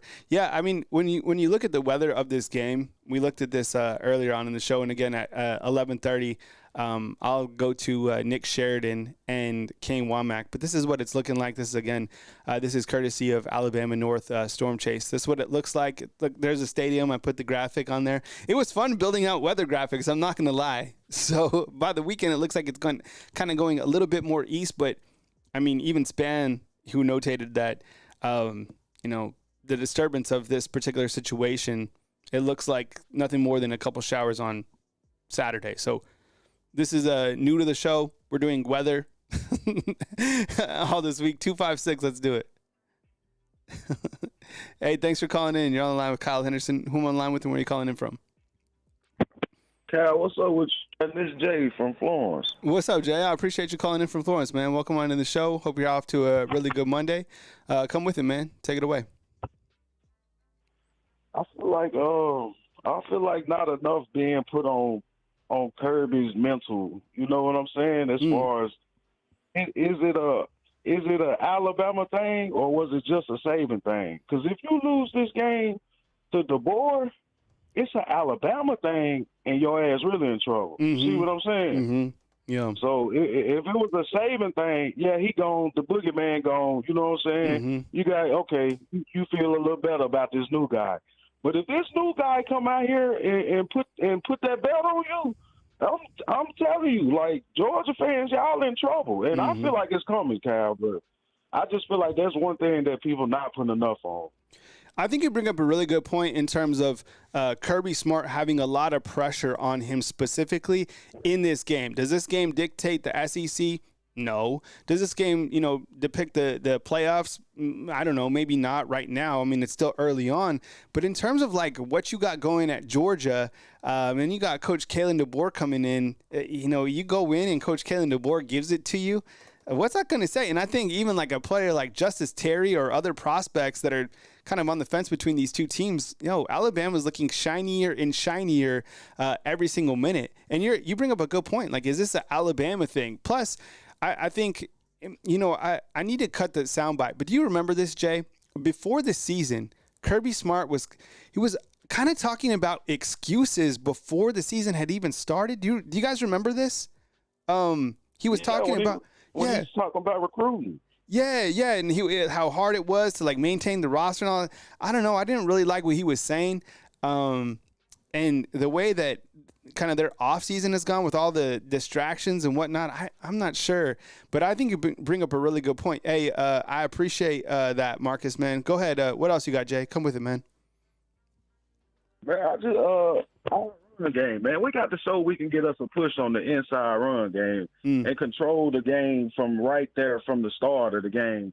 Because if you can go and get them body shots and them body blows going early, that's what's going to help the killer instinct factor of going over the top to Ryan Williams. You know what I'm saying? Mm-hmm. Like that's all of that right there. If we can get that going, I feel like Cal, I'm gonna just give you my scope prediction. It's crazy, but yeah, I feel like it's gonna be like 42-17. Like we're gonna really put it on Georgia.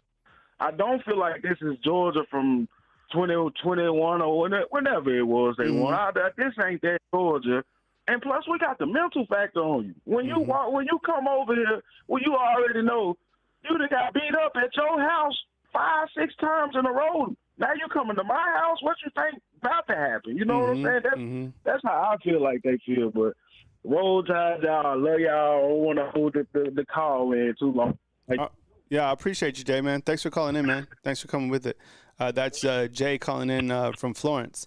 We got a 615 coming up next. Kyle Henderson, Bama Football on YouTube. I appreciate you guys being here. Coming up at 11:30. I'll take the calls up until 11:30, and then I'll switch over to Nick Sheridan, Kane Womack, and then Coach Kalen DeBoer. I will upload Kalen DeBoer individually along with the OC, the DC, and then Kirby Smart today. So if you have not turned on your subscription notifications, do that this week. You can also catch us on Facebook, Bama Football on YouTube, TikTok, Instagram. My Instagram is just Mr. Kyle Henderson. Honestly, it's just me like providing. I'm a super positive person. So if you don't want to get pissed off in the morning, like I'm like, push yourself. You got this every single day. So like you might not want to follow me on Instagram if you're not a morning person, but it's just like a personal. It's Mr. Kyle Henderson. Everything else is Bama Football on YouTube. We go back to the phone lines at the 615. Hey, thanks for calling in. You're on the line with Kyle Henderson. What's going on, buddy? Who am I on the line with and where are you calling in from? Jesse Stacy, and I'm calling from Tullahoma, Tennessee. All right. Thanks for calling in. I appreciate the call from Tennessee, man. Welcome to the show. Go ahead. I just want to tell you, great show. Listen to you just about every day while I'm working. Thank you. Just wanted to say, I think watched some really good football this weekend. Tennessee, Oklahoma. I think Oklahoma exposed Tennessee a little bit. I think offensive line for them ain't that great. So I ain't going to lie, I was a little concerned with the way they were playing football. But I think Bama gets there and puts some pressure on that quarterback. We'll be just fine there. And then, of course, Georgia. I did a little TikTok on my TikTok page, and I just pretty much told them Alabama by 2 touchdowns this weekend, and I still believe that. So, what was your takeaway from Georgia versus Kentucky? Because that was a strange game. Like I kind of have like mixed feelings about it. Sometimes you just have those games where you just don't come with it. But can you even imagine if Coach Kalen DeBoer in Alabama beat Kentucky by 1 point, 13-12. Oh my goodness! Like the city would be on fire. I'm serious. Like the town would be burning down. ESPN would be like, it's like. But Georgia is kind of like I don't know. No one's really riding that. Nobody is riding them for that. Well, for me, you can't really. Yes, Georgia played a sloppy game. Everybody's going to play a sloppy game from time to time. I mean, look at us. Last year, the first 3 games were terrible. So, I don't really buy into all that, but last year, I didn't buy into Georgia. I told everybody Georgia, to me, wasn't that great. We got them in this championship game, and to me, I really ain't seen no improvement from last year. I think it's pretty much the same product they had last year. Yeah. They get by on offense and try to win it all on defense. I mean, Saban did it for the first 5-6 years, defenses win championships, but landslide of football, the landslide of college football has changed. I mean, if you ain't got no offense, you're in trouble. And, I mean, we got a three-headed monster back there at running back. Our wide receivers, of course, Ryan Williams balling out. Jeremy Bernard's going to do his thing. So I think in Milroe, I think Georgia's in some trouble this weekend. Mm-hmm. Well, I appreciate the call. Thanks for the support on the show, man, and I'll catch up with you next time, okay? All right, Kyle. Thank you, sir. All right, see you, buddy. All right, good call from Tennessee. Call lines open 205-850-1994. Coming up next, you got Nick Sheridan and Coach Kane Womack. That should probably be around like 11:30, 11:35, and then we'll go into Coach Kalen DeBoer, who will be up at the podium at 12 p.m. We will continue to keep you guys posted in terms of the weather situation that we are all watching. I know that's kind of a hot topic. I've never covered weather before, but, here I am covering Alabama weather.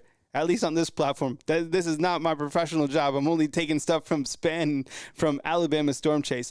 We will have updates from Coach Kalen DeBoer on Monday if he does present some regarding the injuries. I think it's critical that you have Malachi Moore available in this game, just considering that you're facing the first true quarterback that can pass the football this week. We're interested in Quay Russo to see if he's able to go Alabama's ultra-talented wolf position player. You certainly need him. With that said, you do have a lot of guys who are capable within that wolf position. Q-Rob has played in 3 games, and he has 3 quarterback sacks. You have Keanu Coat, who we all believe in. And then we've also seen Yanzi Pierre rise up in his redshirt freshman season and get a lot of opportunities as well. So that wolf position, you have so many guys that can step up and rotate. But I think when you look to, other storylines of this game, you certainly bring this up. We talked about this earlier on in the show, Tate Ratledge, and I think this could really come into play in this game. I mean, like I said earlier, can you imagine being without Jaden Roberts? Can you imagine being without Tyler Booker? Those are things that we don't even want to think about at all. We already were without Caden Proctor, the left tackle position for the first 2 games of the season. Didn't like that. He comes in against Wisconsin, and he grades out as the highest graded offensive lineman, and you see Alabama's offense probably play their best game that they have all season with just one particular lineman. So I think with Tate Ratledge out, Alabama could certainly take advantage of that with some interior pressure, which I don't think I've seen so far. I don't think Jahad Campbell has a sack, and I don't think Deontay Lawson has a sack either this season just yet. So maybe we see some of that interior pressure. You got some big visitors on. We talked about kind of the key matchups in this game. We talked about the targets. We talked about Georgia and kind of a snapshot of some of their top players. Now, when you look to Kirby Smart, I thought this was interesting to kind of see Kirby Smart through a snapshot, because if you zoom out, here's what Kirby Smart has done at Georgia, okay? He's a 2-time national champ, 21, 22. But this is what's most impressive to me is how he has fared since 2021. Like, that is unbelievable.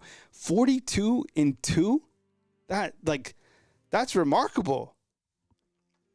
57-9 in SEC play. He's 9-2 in bowl games. He's 5-1 in the college. Like, this guy has so much pressure on him coming here to Tuscaloosa. And just like our last caller said from Tennessee, a lot of it is predicated on the offense. And if you don't have the offense that can compete, that's why I'm going to pick Alabama in this game, clearly. But I think it's going to be because, like, Alabama has a better offense than Georgia. Now, I've gained a little bit more appreciation for Georgia's offense this week after kind of doing some deep dive. And there'll be a challenge for Alabama's secondary. I think for me, that's the biggest storyline to watch, just because Alabama hasn't gone against a secondary that's capable at all. So we'll have to see. 813, let's do it right now. Hey, thanks for calling in. You're online with Kyle Henderson. Who am I online with, and where are you calling in from? Hey, what's up, Kyle? It's Case from Tampa, Florida. Case, what's up, man? I appreciate the continued support of the channel, man. Thank you very much for joining us today. It's finally that week, Georgia versus Alabama. When we're in the preseason, these games look so far away, but now we're here and we can kind of, smell it, taste it, and you got an SEC showdown taking place in Tuscaloosa, man. Case, come with it, man. Thanks for joining us. Hey, the game looks even farther away when you buy the tickets ahead of time and you're just rubbing your hands waiting for that game to show up, man. We're going to be there. And now it's telling me it's going to rain. Listen, I live in Florida. You cannot count on weather predictions, man. 100%. 1 second they're on the other coast, the second time they're on the other coast. You just got to wait and see. But I hope it's going to be dry. I don't want to get rained on again. I was at the Raymond James game last year, man. I know watching games, but, I watched my son's game the other day in Brookwood. And you're right, like sitting through a game the entire time, and now it poured buckets. So I can only imagine being at that game. And Bryant-Denny would be a stadium, like the way that it's situated, you're going to get rain. But the surprising thing is the amount of games that I've covered here, you rarely get rain. I mean, the only time I really saw it rain on Coach Saban was against South Florida last year. But other than that, in Bryant-Denny, they got a pretty good setup, so we'll see, man. I'm excited for you to come up to see this big one. What else, man? When you kind of look to this game, what are some storylines that you're watching this week besides this hurricane? Well, I said at the beginning of the show, Beck needs to meet a guy named Overton. He needs to meet him. And if you look at Georgia's games from last year and from the Kentucky game, if he gets pressure, he's a great quarterback. And if you let him step up in the pocket, he's going to deliver that medium, intermediate pass that everybody keeps talking about. And he's great at doing it. He can zip it out quick. But when you put pressure on him, it keeps our freshman backs from having to play 24/7. And it's going to make him have to dump out something quick. And I'd love to see some forced fumbles, something like that, just some sacks, great pressure. If it does rain, I think it's going to come down to a run-heavy game. I think it's going to rely on the run game regardless. And that's how we beat Georgia last year. Yep. It came down to the offensive front and running the ball. And if it comes down to a running game, I like Alabama in that. I mean, I'm not just saying that because I'm an Alabama fan, but I think we have a better run game than Georgia this year, especially with their offensive linemen being out. That's a huge thing for us. Mm-hmm. But it's going to come down to it. We'll see what Kalen DeBoer has cooked up. I hope it's a coaching clinic. As much as I want it to be a blowout, I don't think it will be. I think it's going to be a really close game. But I'll be there, and I'll be there for all of it. And look on College Game Day for your sign. I'm going to have a sub-2 Bama football on YouTube sign out there for you, man. Love it, man. I appreciate it, Case. Thanks so much, man. Appreciate the call. Case with the call from Florida. I believe he's out in Tampa. He's coming up to the game here in Tuscaloosa this weekend. Anybody else coming in for the game? That's awesome. I hope you guys totally enjoy everything. And let me know where you guys need recommendations to, hit up some someone was laughing because I said, or surprised that I said Mark Smart the other day as an option to go eat at. So Mark Smart, like if you want ribs and you're hanging out with your family, you can call in and order their ribs. And I'm talking like a slab of ribs like you've never even seen before. I know people talk about, different rib places here in Tuscaloosa, Dreamland, Archibald's, whatever. But I'm telling you, Mark Smart is a place that is certainly underrated. City Cafe is also in that Northport area. A lot of people go there. You have Waysider, a place that is, it's super iconic. Some newer places that open up in Tuscaloosa. You got Big Bad Breakfast, which is downtown, kind of behind Innisfree. Innisfree is an Irish pub that you can check out. If you're looking to, go get like a fancy meal, then you can hit up Chuck's, but good luck getting in there. You probably won't. When you walk into Chuck's, you have kind of the downstairs dining, and then in the upstairs, you have the sushi bar, which is amazing. De Palma's is a really good Italian place. It's really iconic here in Tuscaloosa. You also have Central Mesa and Avenue Pub. Those are two places that kind of on the median price range, but Avenue Pub has an amazing burger. They also opened up here in Tuscaloosa, and we'll get to Nick Sheridan in just a minute. Waiting for them to drop that. I'm going to take a quick commercial break and get set up for Nick Sheridan. But another spot to hit up, Jack Brown's burgers. Yo, those burgers are fantastic. It's if you've been to downtown Timberson Square where like Copper Top is, right across from Copper Top, there's actually a downtown Jalapenos that has a really dope bar. I just went and had some tacos and ate at that bar with a couple buddies. And then Jack Brown's Burgers is to the left of that, kind of on that outside. Their burgers are fantastic. And I think they have one up in Huntsville as well. Has anybody been to one of these? So those are some places to certainly eat. And then, of course, Babe's Donuts. Babe's Donuts is another spot. It's a local spot. I'm trying to think of other places that I missed. There's plenty of places. And they actually opened up a new Avenue pub kind of towards the lake. So you can check that out. I'm going to take a quick commercial and get set up for Coach Kalen DeBoer's press conference. Will you have Nick Sheridan and Kane Womack? Give me like 2-3 minutes, and then we'll bring it here, right here on Bama Football on YouTube. Just give me like 2 seconds to get set up. Thanks, guys.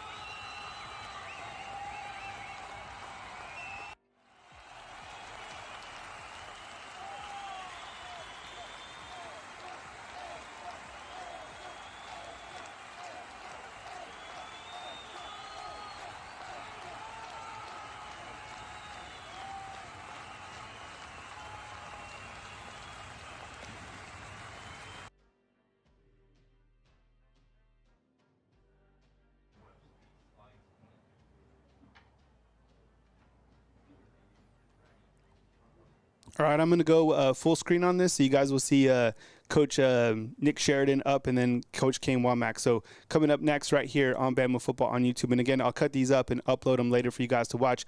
I'll boost the audio and all that stuff. So here you go. I'm going to step away, and we'll let it run. It should be starting momentarily. Thanks for watching, guys.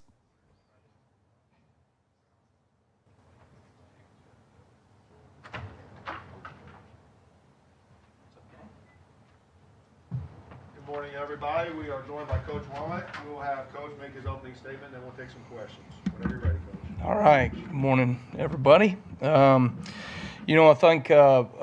thought we, as a coaching staff and as players, we navigated our bye week really well. As I said last week, a bye week can be self-serving in a number of different ways for what your program needs, what your individual players need, some things that we look at schematically on defense. You want to be able to self-scout what you're giving away, what you're doing well, what you need to get corrected moving forward. And I thought we had a really productive week in that regard. Some younger players that took steps in the right direction. We were able to focus and pinpoint on some things fundamentally that we've got to continue to work on and execute at a higher level. And so that certainly was a good week and got a whole lot done from that perspective. Looking at Georgia, this is obviously a team that has had tremendous success over the last few years. You look at their program, Coach Smart and his staff are going into their 9th season together. We're in our 1st season together. You think about, all the things that they have built within that program, and they've really done a great job in terms of building a culture, recruiting base, developing great players within their program, and it's showed up on the field. And so we'll certainly have our work cut out for us from that standpoint. I think offensively, Mike Bobo has had a really tremendous career, has done a great job wherever he has been. I think he has been very efficient with his offense here, the last couple of years. I think he's done a really good job of attacking people. He's aggressive, takes shots at different parts, keeps you guessing, keeps you off kilter, and then certainly is committed to being able to run the football as well.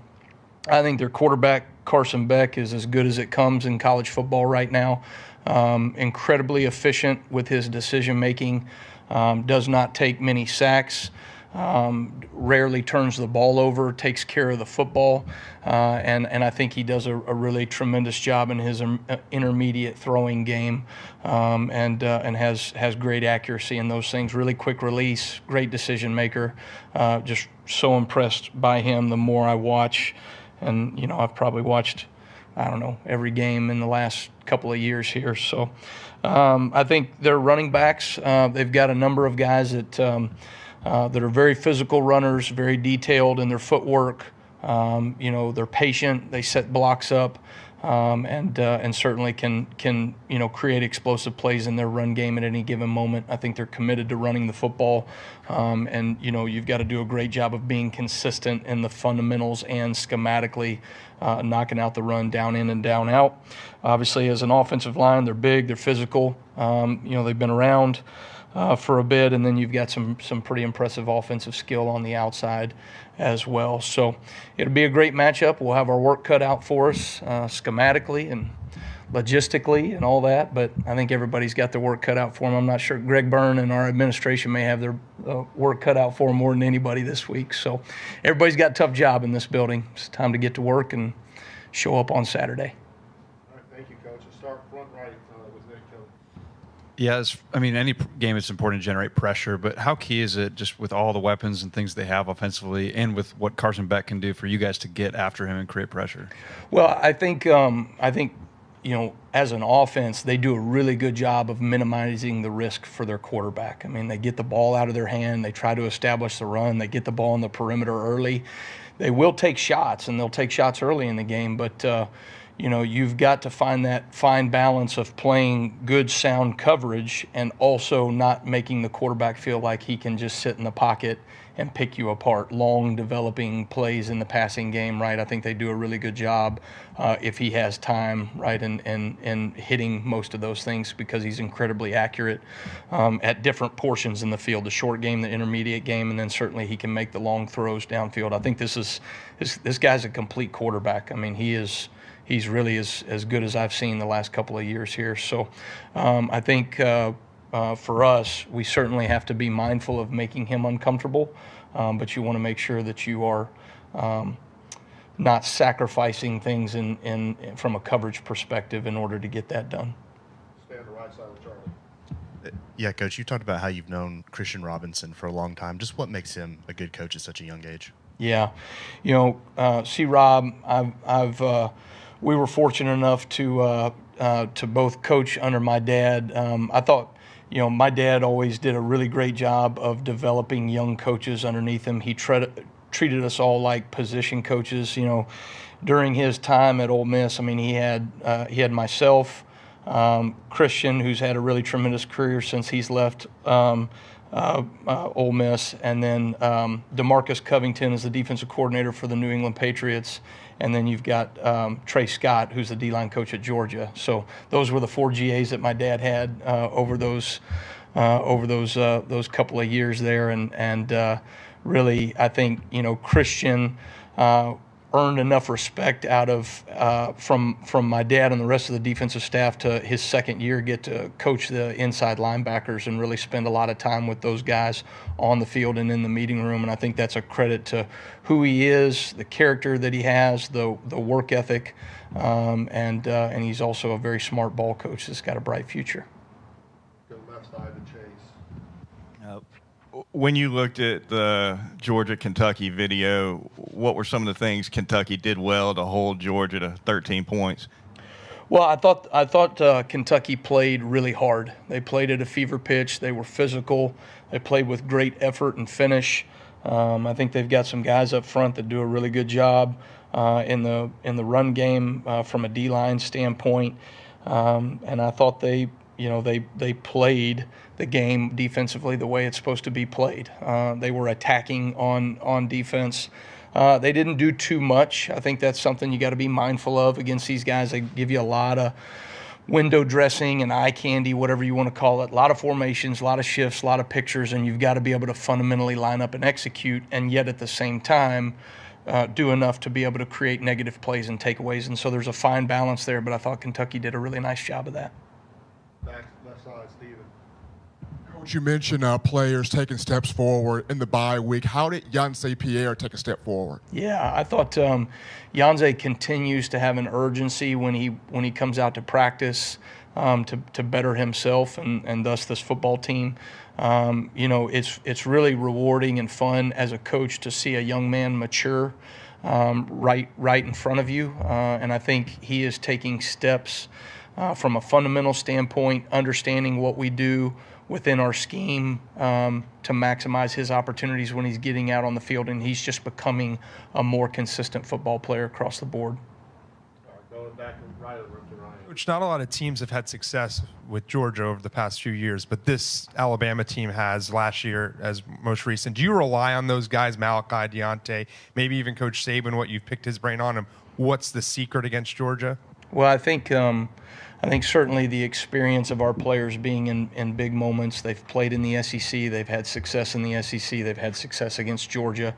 Certainly you want to rely on the experience of those players. There's a lot of young players on our defense that don't have those experiences, right? And we talk about experience being finite, but also as best you can, you want these younger players to be able to draw upon the experience and confidence that comes from, guys like Malachi and Deontay and a number of our defensive line, right, that has, played in SEC matchups and particularly against Georgia. And so those are things that we're going to rely on, and hopefully our experience shows up in the right way Saturday night.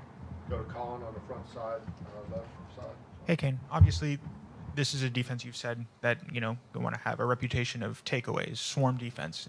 This is a Georgia offense that doesn't really, have a lot of opportunities for takeaways. And I'm curious, for a defense that kind of takes momentum through takeaways and those opportunities, how do you encourage your guys to kind of force those opportunities for an offense that really doesn't give them all that much? Yeah.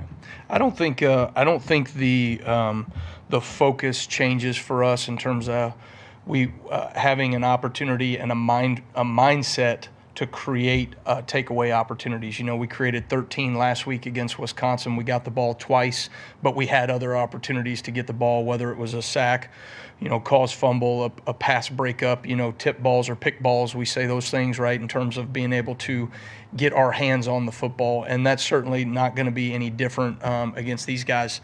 It will be a challenge, right? It's, one of those what do they call it, a unstoppable force against an immovable object, right? We're trying to create a lot of takeaways. It's who we are. It's what our identity is.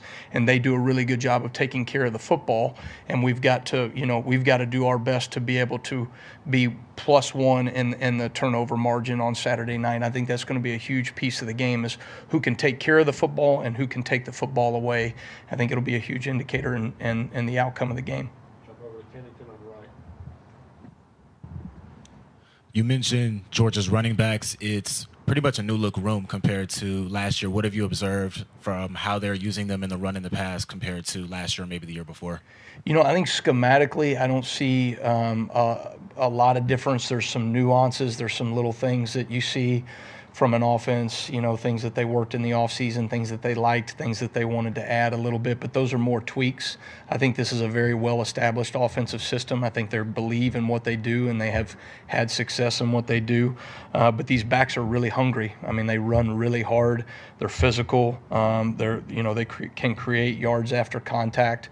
And then when they get in space, you've got a couple of guys that can really take advantage of explosive plays in the run game. And so, we'll have our work cut out for us, because I think, it's not just one guy, it's a number of guys that can create explosive things for them in the run game. Up the middle of the room there, Tony. You guys are allowing almost a full yard less than anyone else per attempt through the air. Is that something that you kind of foresaw at the beginning of the season? Is this passing defense a little bit ahead of schedule? And then just what has allowed you to kind of be able to have that success? Well, I think, I think when you look at what we want to try to do, the game nowadays, an extension of the run game is teams being able to take easy access throws on the perimeter. And at times we want to be mindful of denying those easy access throws and forcing people to throw into tight windows and tight coverage. And I think there's a number of ways to do that. That doesn't just always mean man coverage. It means anticipating things in zone coverage and vision coverage, and we're doing a fairly good job right now of challenging routes, challenging receivers, not giving lateral space away, but also defending the vertical space. We've got to get better at those things, but I think we've taken steps in the right direction to be able to limit some of those easy access windows in the throw game right now. All right, we got 2 questions left. Let's go all the way back to the room. Hey, Kane. Obviously, 2 versus 4 going to be a playoff atmosphere in the middle of the regular season. I mean, how much is a game like this part of the reason that you take this leap from South Alabama to taking the defensive coordinator job here at Alabama? Yeah, I think, I've said this before, but you come to Alabama to compete against the best and to create value, right, for yourself as an individual, as a player, and value for this team. By executing when it matters most, right? I tell our players this all the time.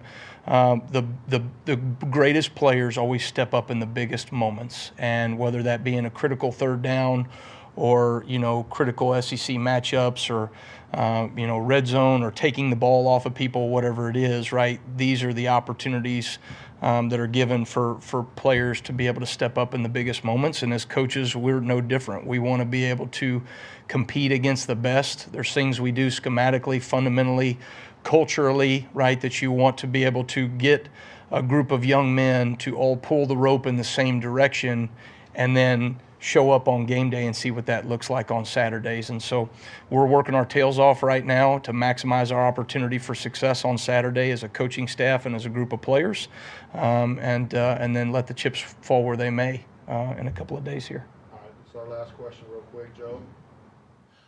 Coach, you talk about miscues in the run game so far. When you assess the misfits over the last 3 weeks, would you assess them to mental errors, through physical deficiencies, lack of experience in the system, or maybe something else? Yeah, I think you can't point to any one specific thing. There's a number of things as you're building a new defense and guys getting comfortable, particularly in the run fit. From stopping the run, we're talking about a game of inches, right? Hand placements, techniques, alignments, and then making sure that you have proper leverages across the board.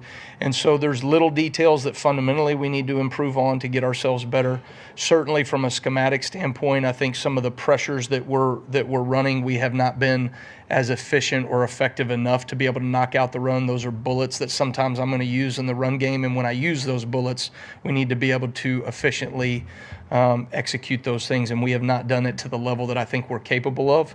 Some of that is the growing pains in a new defense, but certainly we need to have an urgency to take steps forward across the board, and I think that we've maximized the bye week in doing that, but those things got to show up as we navigate into SEC play.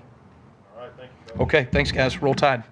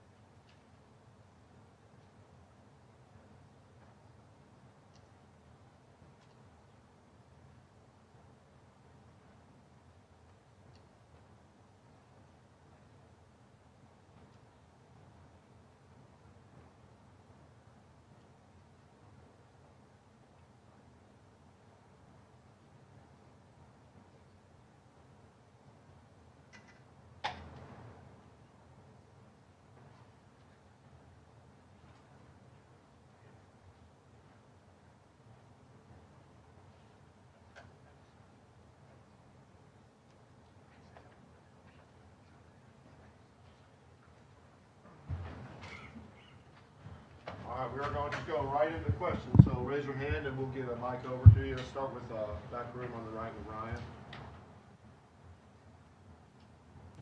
Hey, Coach. Obviously, every week when you're growing a team and growing a bunch of players, development's huge. But what did this bye week do to Ryan Williams, a freshman who's having a great season so far, but trying to build even more? Well, I think for all the players, you know, it's just focusing on improvement. And Ryan was no different. You know, I think each player, each position group had things that their coaches and our staff, you know, identified to improve and work on. And so that was really, you know, a key emphasis for not just Ryan, but everybody on offense. Jump to the left side, Colin. Obviously, this is not Jalen Milroe's first foray into SEC play. But I'm curious about, do you sense like a weight in terms of his approach this week? How is he kind of, you know, taking on with, you know, 2 versus 4 and kind of the pressure of, you know, the stage that he's about to be on here on Saturday night? I haven't felt that.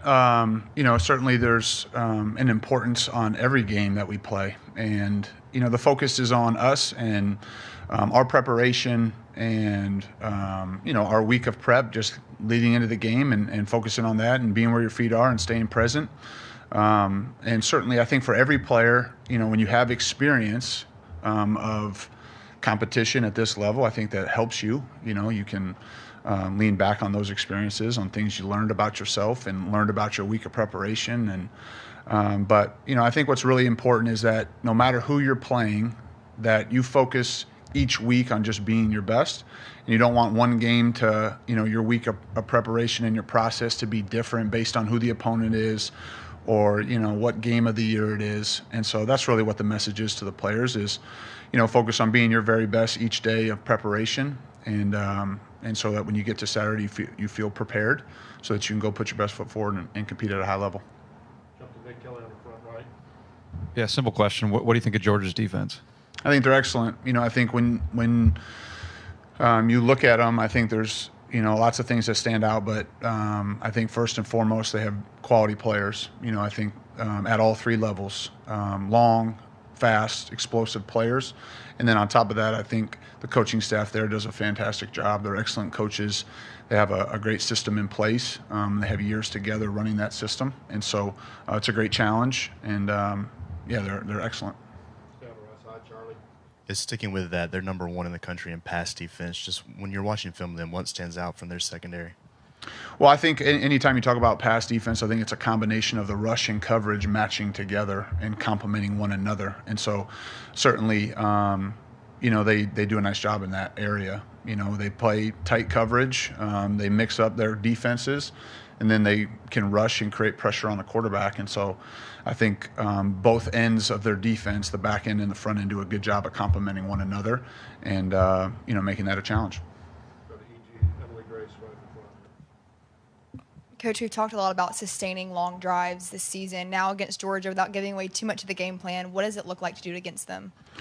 Well, I think it's just about execution. You know, it's about us executing simple things well and being able to respond to, you know, whatever happens in the game. And so I don't think that that's different, you know, this week than it is in the past. Obviously, the opponent is excellent. And so, you know, the attention to detail and the focus, you know, gets heightened.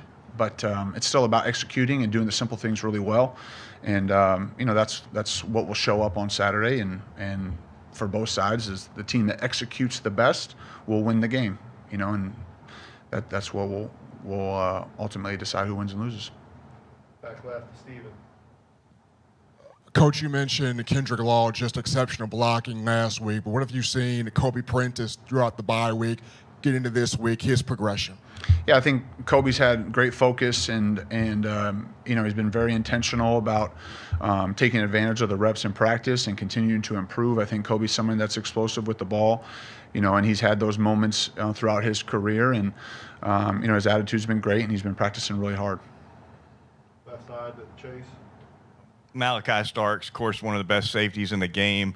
Could you, one, comment on what he brings to Georgia's defense, but also just generally position-wise, is it harder to account for a free safety in the game plan as opposed to maybe a pass rusher who you could game plan double teams for, et cetera?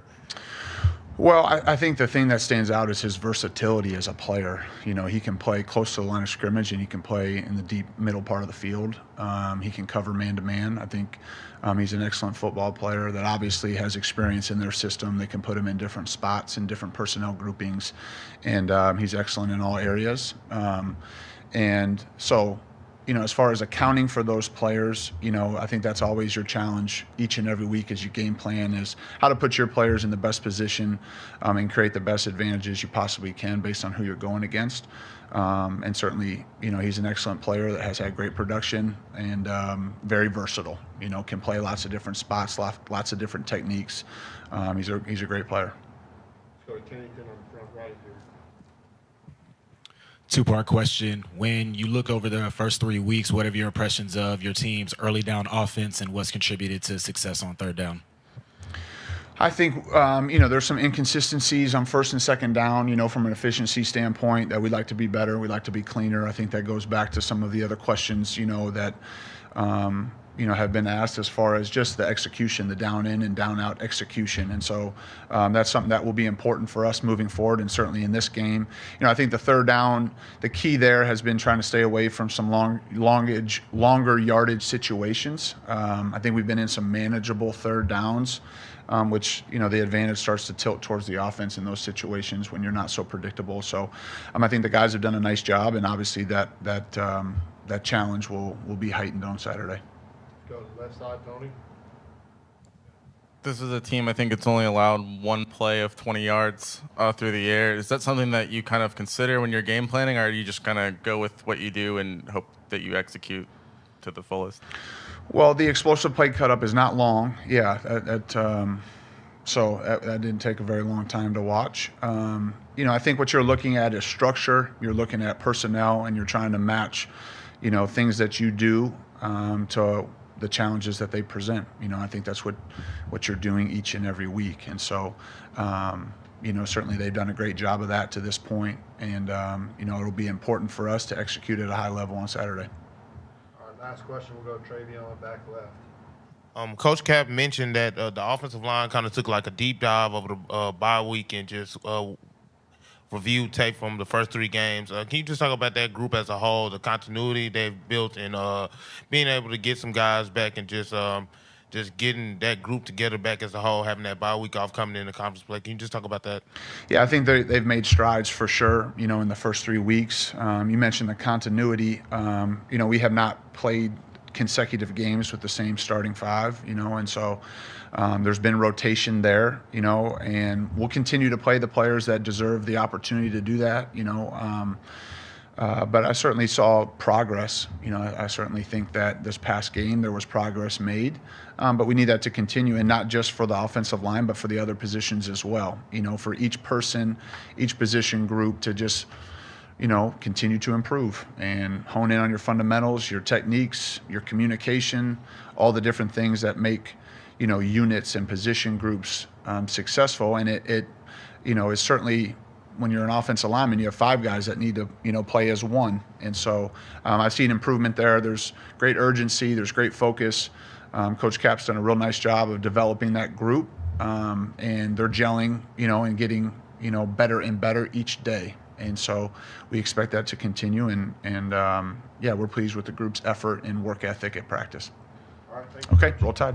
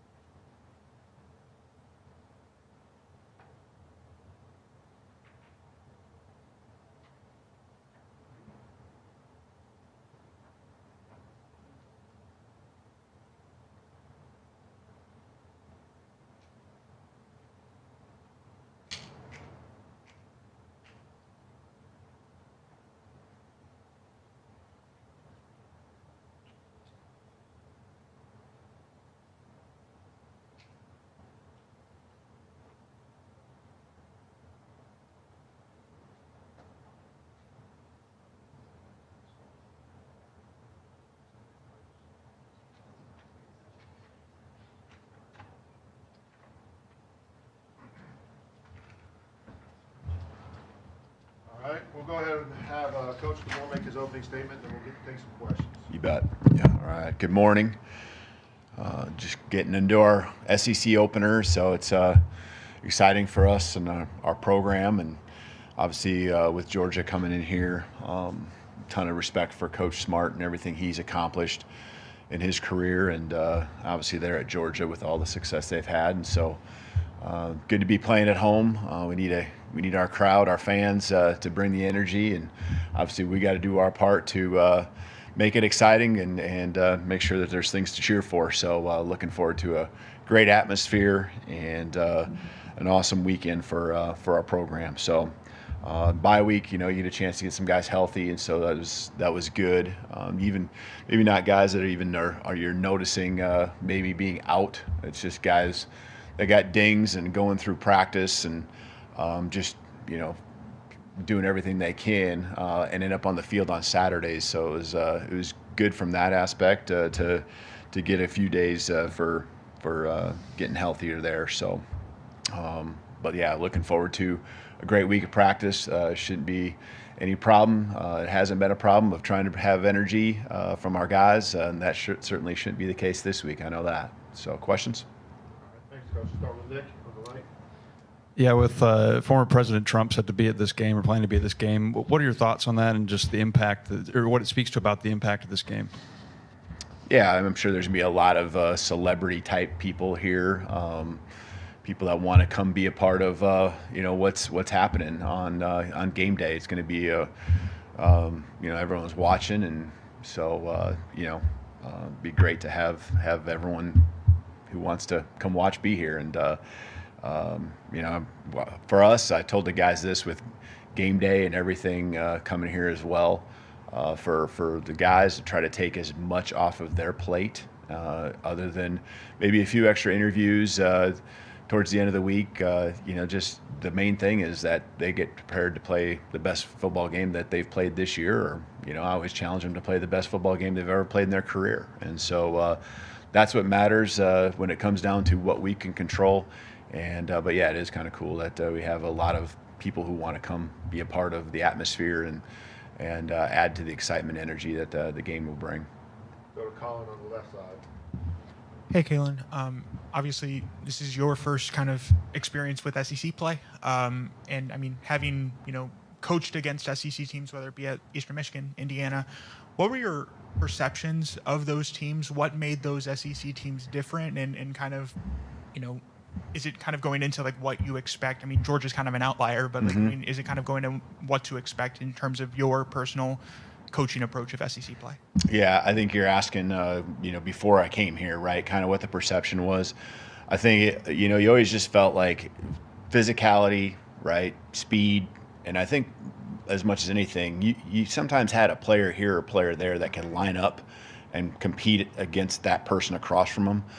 But the problem is, especially with special teams, the magnitude and depth of a roster in the SEC. And, when one guy comes out, another guy comes in, and he's almost just as good, if, not as good. And so what that does is that gives the guy that went off the field a chance to get a breather and come out and be fresh. And so, that's, to me, a big part of what makes the SEC, what it is. You got your top tier, top round draft picks that are out there making plays for you, the physicality, the speed, game breakers on both sides of the ball at all times. And then you have the depth of that being much deeper than what most programs are able to have, pretty much all programs are able to have. We'll go back to the right side to Charlie. Yeah, hey, Coach, when you watch film of this Georgia defense, what's the first thing that kind of jumps off the screen to you? Well, I think you're always going to, again, kind of almost the same line with the same answer I just gave, is you're going to have a lot of physicality, you're going to have speed, but you got a system that's in place where guys are understanding, and trusting who's going to be where. And so, what you got to try to do is create the opportunities with your matchups, create opportunities, and try to do what you can do to get a step, or maybe have that defense freeze or flinch. That's offensive football. You try to do that any week, but that's what becomes a bigger test when you have a program like this that has so much continuity in what they've been doing, because of their system, and especially on the defensive side of the ball. We have a couple questions from the back middle. Ryan, go ahead. Coach, not a lot of people have had success against Georgia in the past. One team that has is Alabama. What have you used, kind of having Jalen on your side and Malachi and some of the players that have played against this kind of team before, to your advantage going into this week? Well, you look back to last year, right? And this is a new team. This is a new season, and that's what I always make sure we're emphasizing. This is the 2024 Alabama Crimson Tide football team, but there's certainly learning moments that you have when you've been through the experiences, and that's not obviously me, that's our players, as you mentioned, that can take those experiences and give them confidence, give them an understanding of what it takes, and you try to give them the platform, you try to give them a chance to be able to spread what they've learned to the rest of the team, and understanding it's going to be a 4-quarter game, understand that there's going to be ebbs and flows of the game, that it's going to be, the physicality isn't just going to be here and there, it's every single play. So you got to be on your game, on your A game, the entire start to finish, and do it as long as it's needed, considering no matter how long the game goes. So that you take those guys with those experiences, and you make sure that they get a chance to spread what they've learned with the rest of the football team. Jamie? Hey, Coach, everything's a first for you here. Just how are you feeling heading into coaching such a huge game like Alabama and Georgia? Yeah, every game, like you said, is a first road trip, first game in Bryant-Denny, first conference game. But I think what you really just try to do is you just simplify it down. Any big game, and the next one is always the biggest one, right? You win this one, the next one becomes the bigger one, and so forth. And so, for us, it's just really honing in and trying to simplify it down to what you really have control of. And it's making sure our energy, attitude, and effort is on point, that we're going to continue to fight, in the midst of the battle that's going to happen on Saturday, but that our preparation is, 100% where it needs to be, because that's what's going to give you the confidence. That's what's going to give you the belief and trust when it comes to those big moments that are going to present themselves on Saturday. Go to Chase on the left side. You mentioned at the top guys healing up during the off week. Can you be specific at all about how things look for Quay Rousseau and Malachi Moore? Yeah, I would expect Malachi, that was just a matter of time, working through his situation. He's out there practicing already at the end of last week. And with Quay, still taking the steps, still working through his situation. And, I'm optimistic. I'm optimistic with Quay. We'll just have to see as we evaluate throughout the week what that looks like for him. So Kennington on the right side. Along those same lines, what's the status of Cole Adams and Richard Young? Yep. Cole practiced, here, not 100% of practice, but he's out there competing and doing some things with the activities that we have, even some competitive drills. And so we're just working him back slowly, and then Richard is the same case. So he's been out there, been in uniform and going through the drills, and working back slowly with the bye week. You never want to not push, but we also had to make sure we're doing this smart with these guys and not setting themselves up for any setbacks. And so both those guys are kind of in the same boat too. Let's go Steven back left. Coach, over the bye week, how did you see a young player like Yancey Pierre take steps forward for this week against Georgia? Yeah, he's got a taste of it, and so once that happens, there's an excitement that happens, and it's fun seeing, a guy like that, realize that every day matters, that his growth is just exponentially going to happen, especially at his age, and so, him taking those practices seriously is what you love to see, so that he can prove to himself, prove to his teammates, prove to his coaches, all of us that he's headed in the right direction, and wanting to be prepared for getting on the football field more and more each and every week. Let's go to Emily Grace in the front right here. Coach, in terms of time of possession, your team and Georgia are almost identical. How do you gain separation in that area, and how significant is that point of emphasis on Saturday? Yeah, time of possession is always an interesting stat, right? Just because, we saw in one game at the beginning of the season, our time of possession was not in our favor drastically. Explosive plays and things like that. And I feel scoring points is what it's all about. And in order to score points, you do have to have explosive plays. There's just statistical analysis that shows that.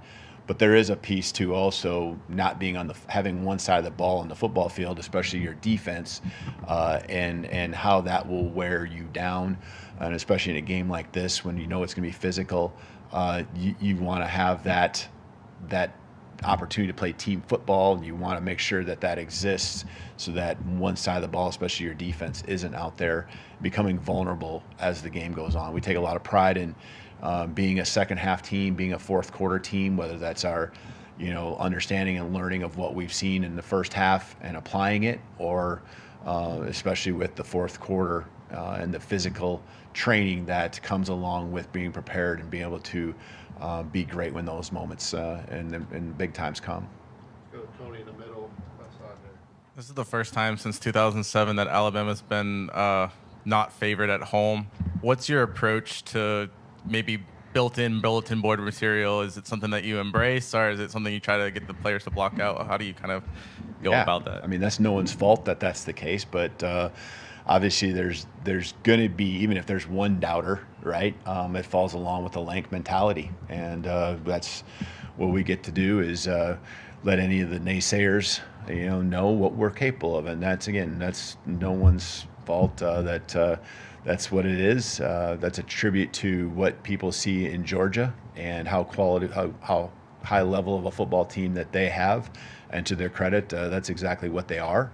And then for us, it's just a matter of doing what we can do, and making sure that we present the best version of what we can be on Saturday, again, through great preparation, great focus, making sure that we're feeling great about what we have, because we do. We feel like we have a football team that is a top tier team that just every day is going to continue to get better. And, that's not just this week, that's not just next week, that's all season long. And so, we really feel the sky's the limit. You have to catch some breaks here along the way, whether that's health or those big moments in games that, get the swing in your favor. And so, you create those breaks. And that's, again, where us just going to work, focusing on the main thing, focusing on ourselves, focusing on us. That's what matters most. A couple questions from the way back, far left. Let's go. Yeah.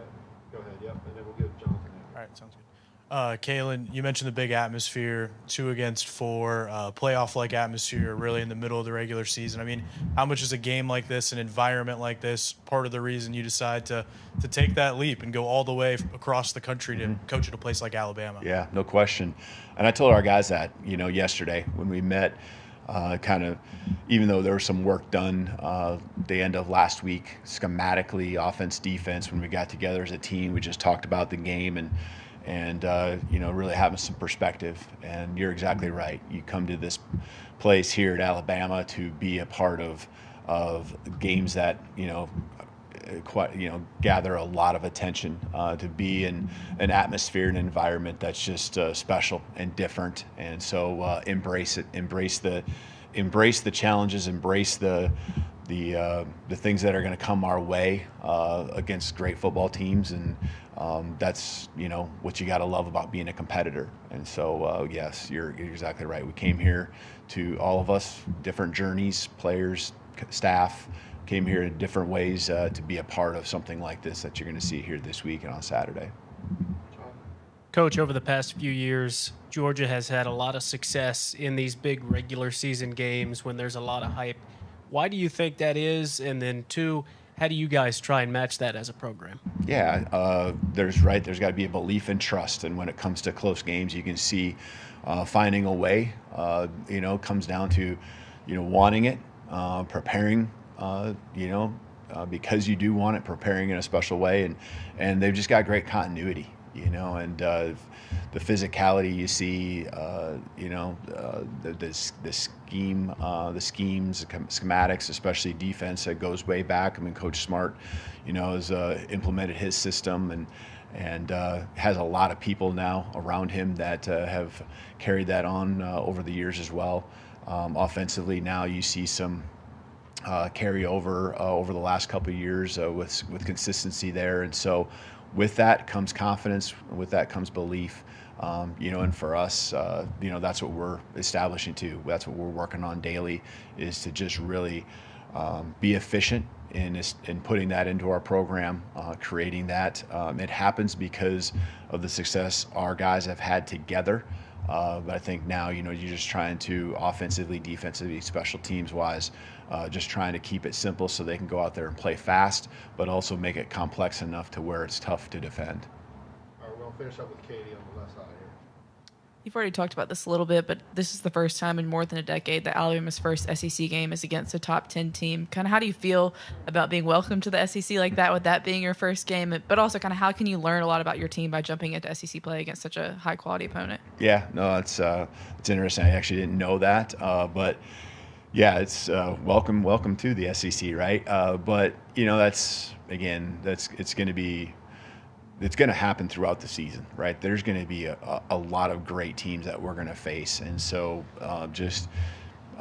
being at your best, that's what's required of me. That's required of all of us. And, that's comes down to just going to work, rolling up your sleeves, and enjoying all that comes with these big challenges that are in front of you each and every week. Thank you, Coach. Awesome. Thank you. Roll Tide.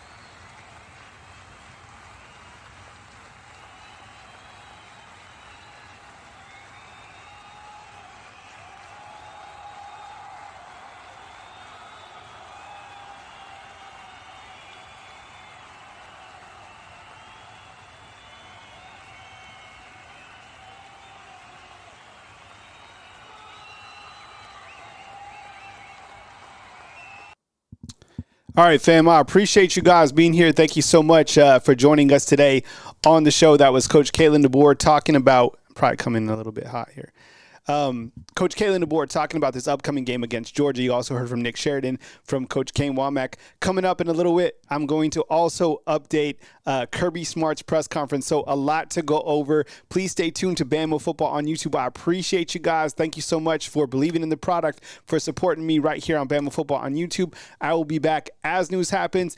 Appreciate you guys hitting the thumbs up. Thank you to our fan funders. Thank you to our super chats. I will be back as news happens from Tuscaloosa, Alabama on my Monday show. Kyle Henderson, Bama Football on YouTube. I love you guys. Thank you for joining me today, and I'll catch up with you.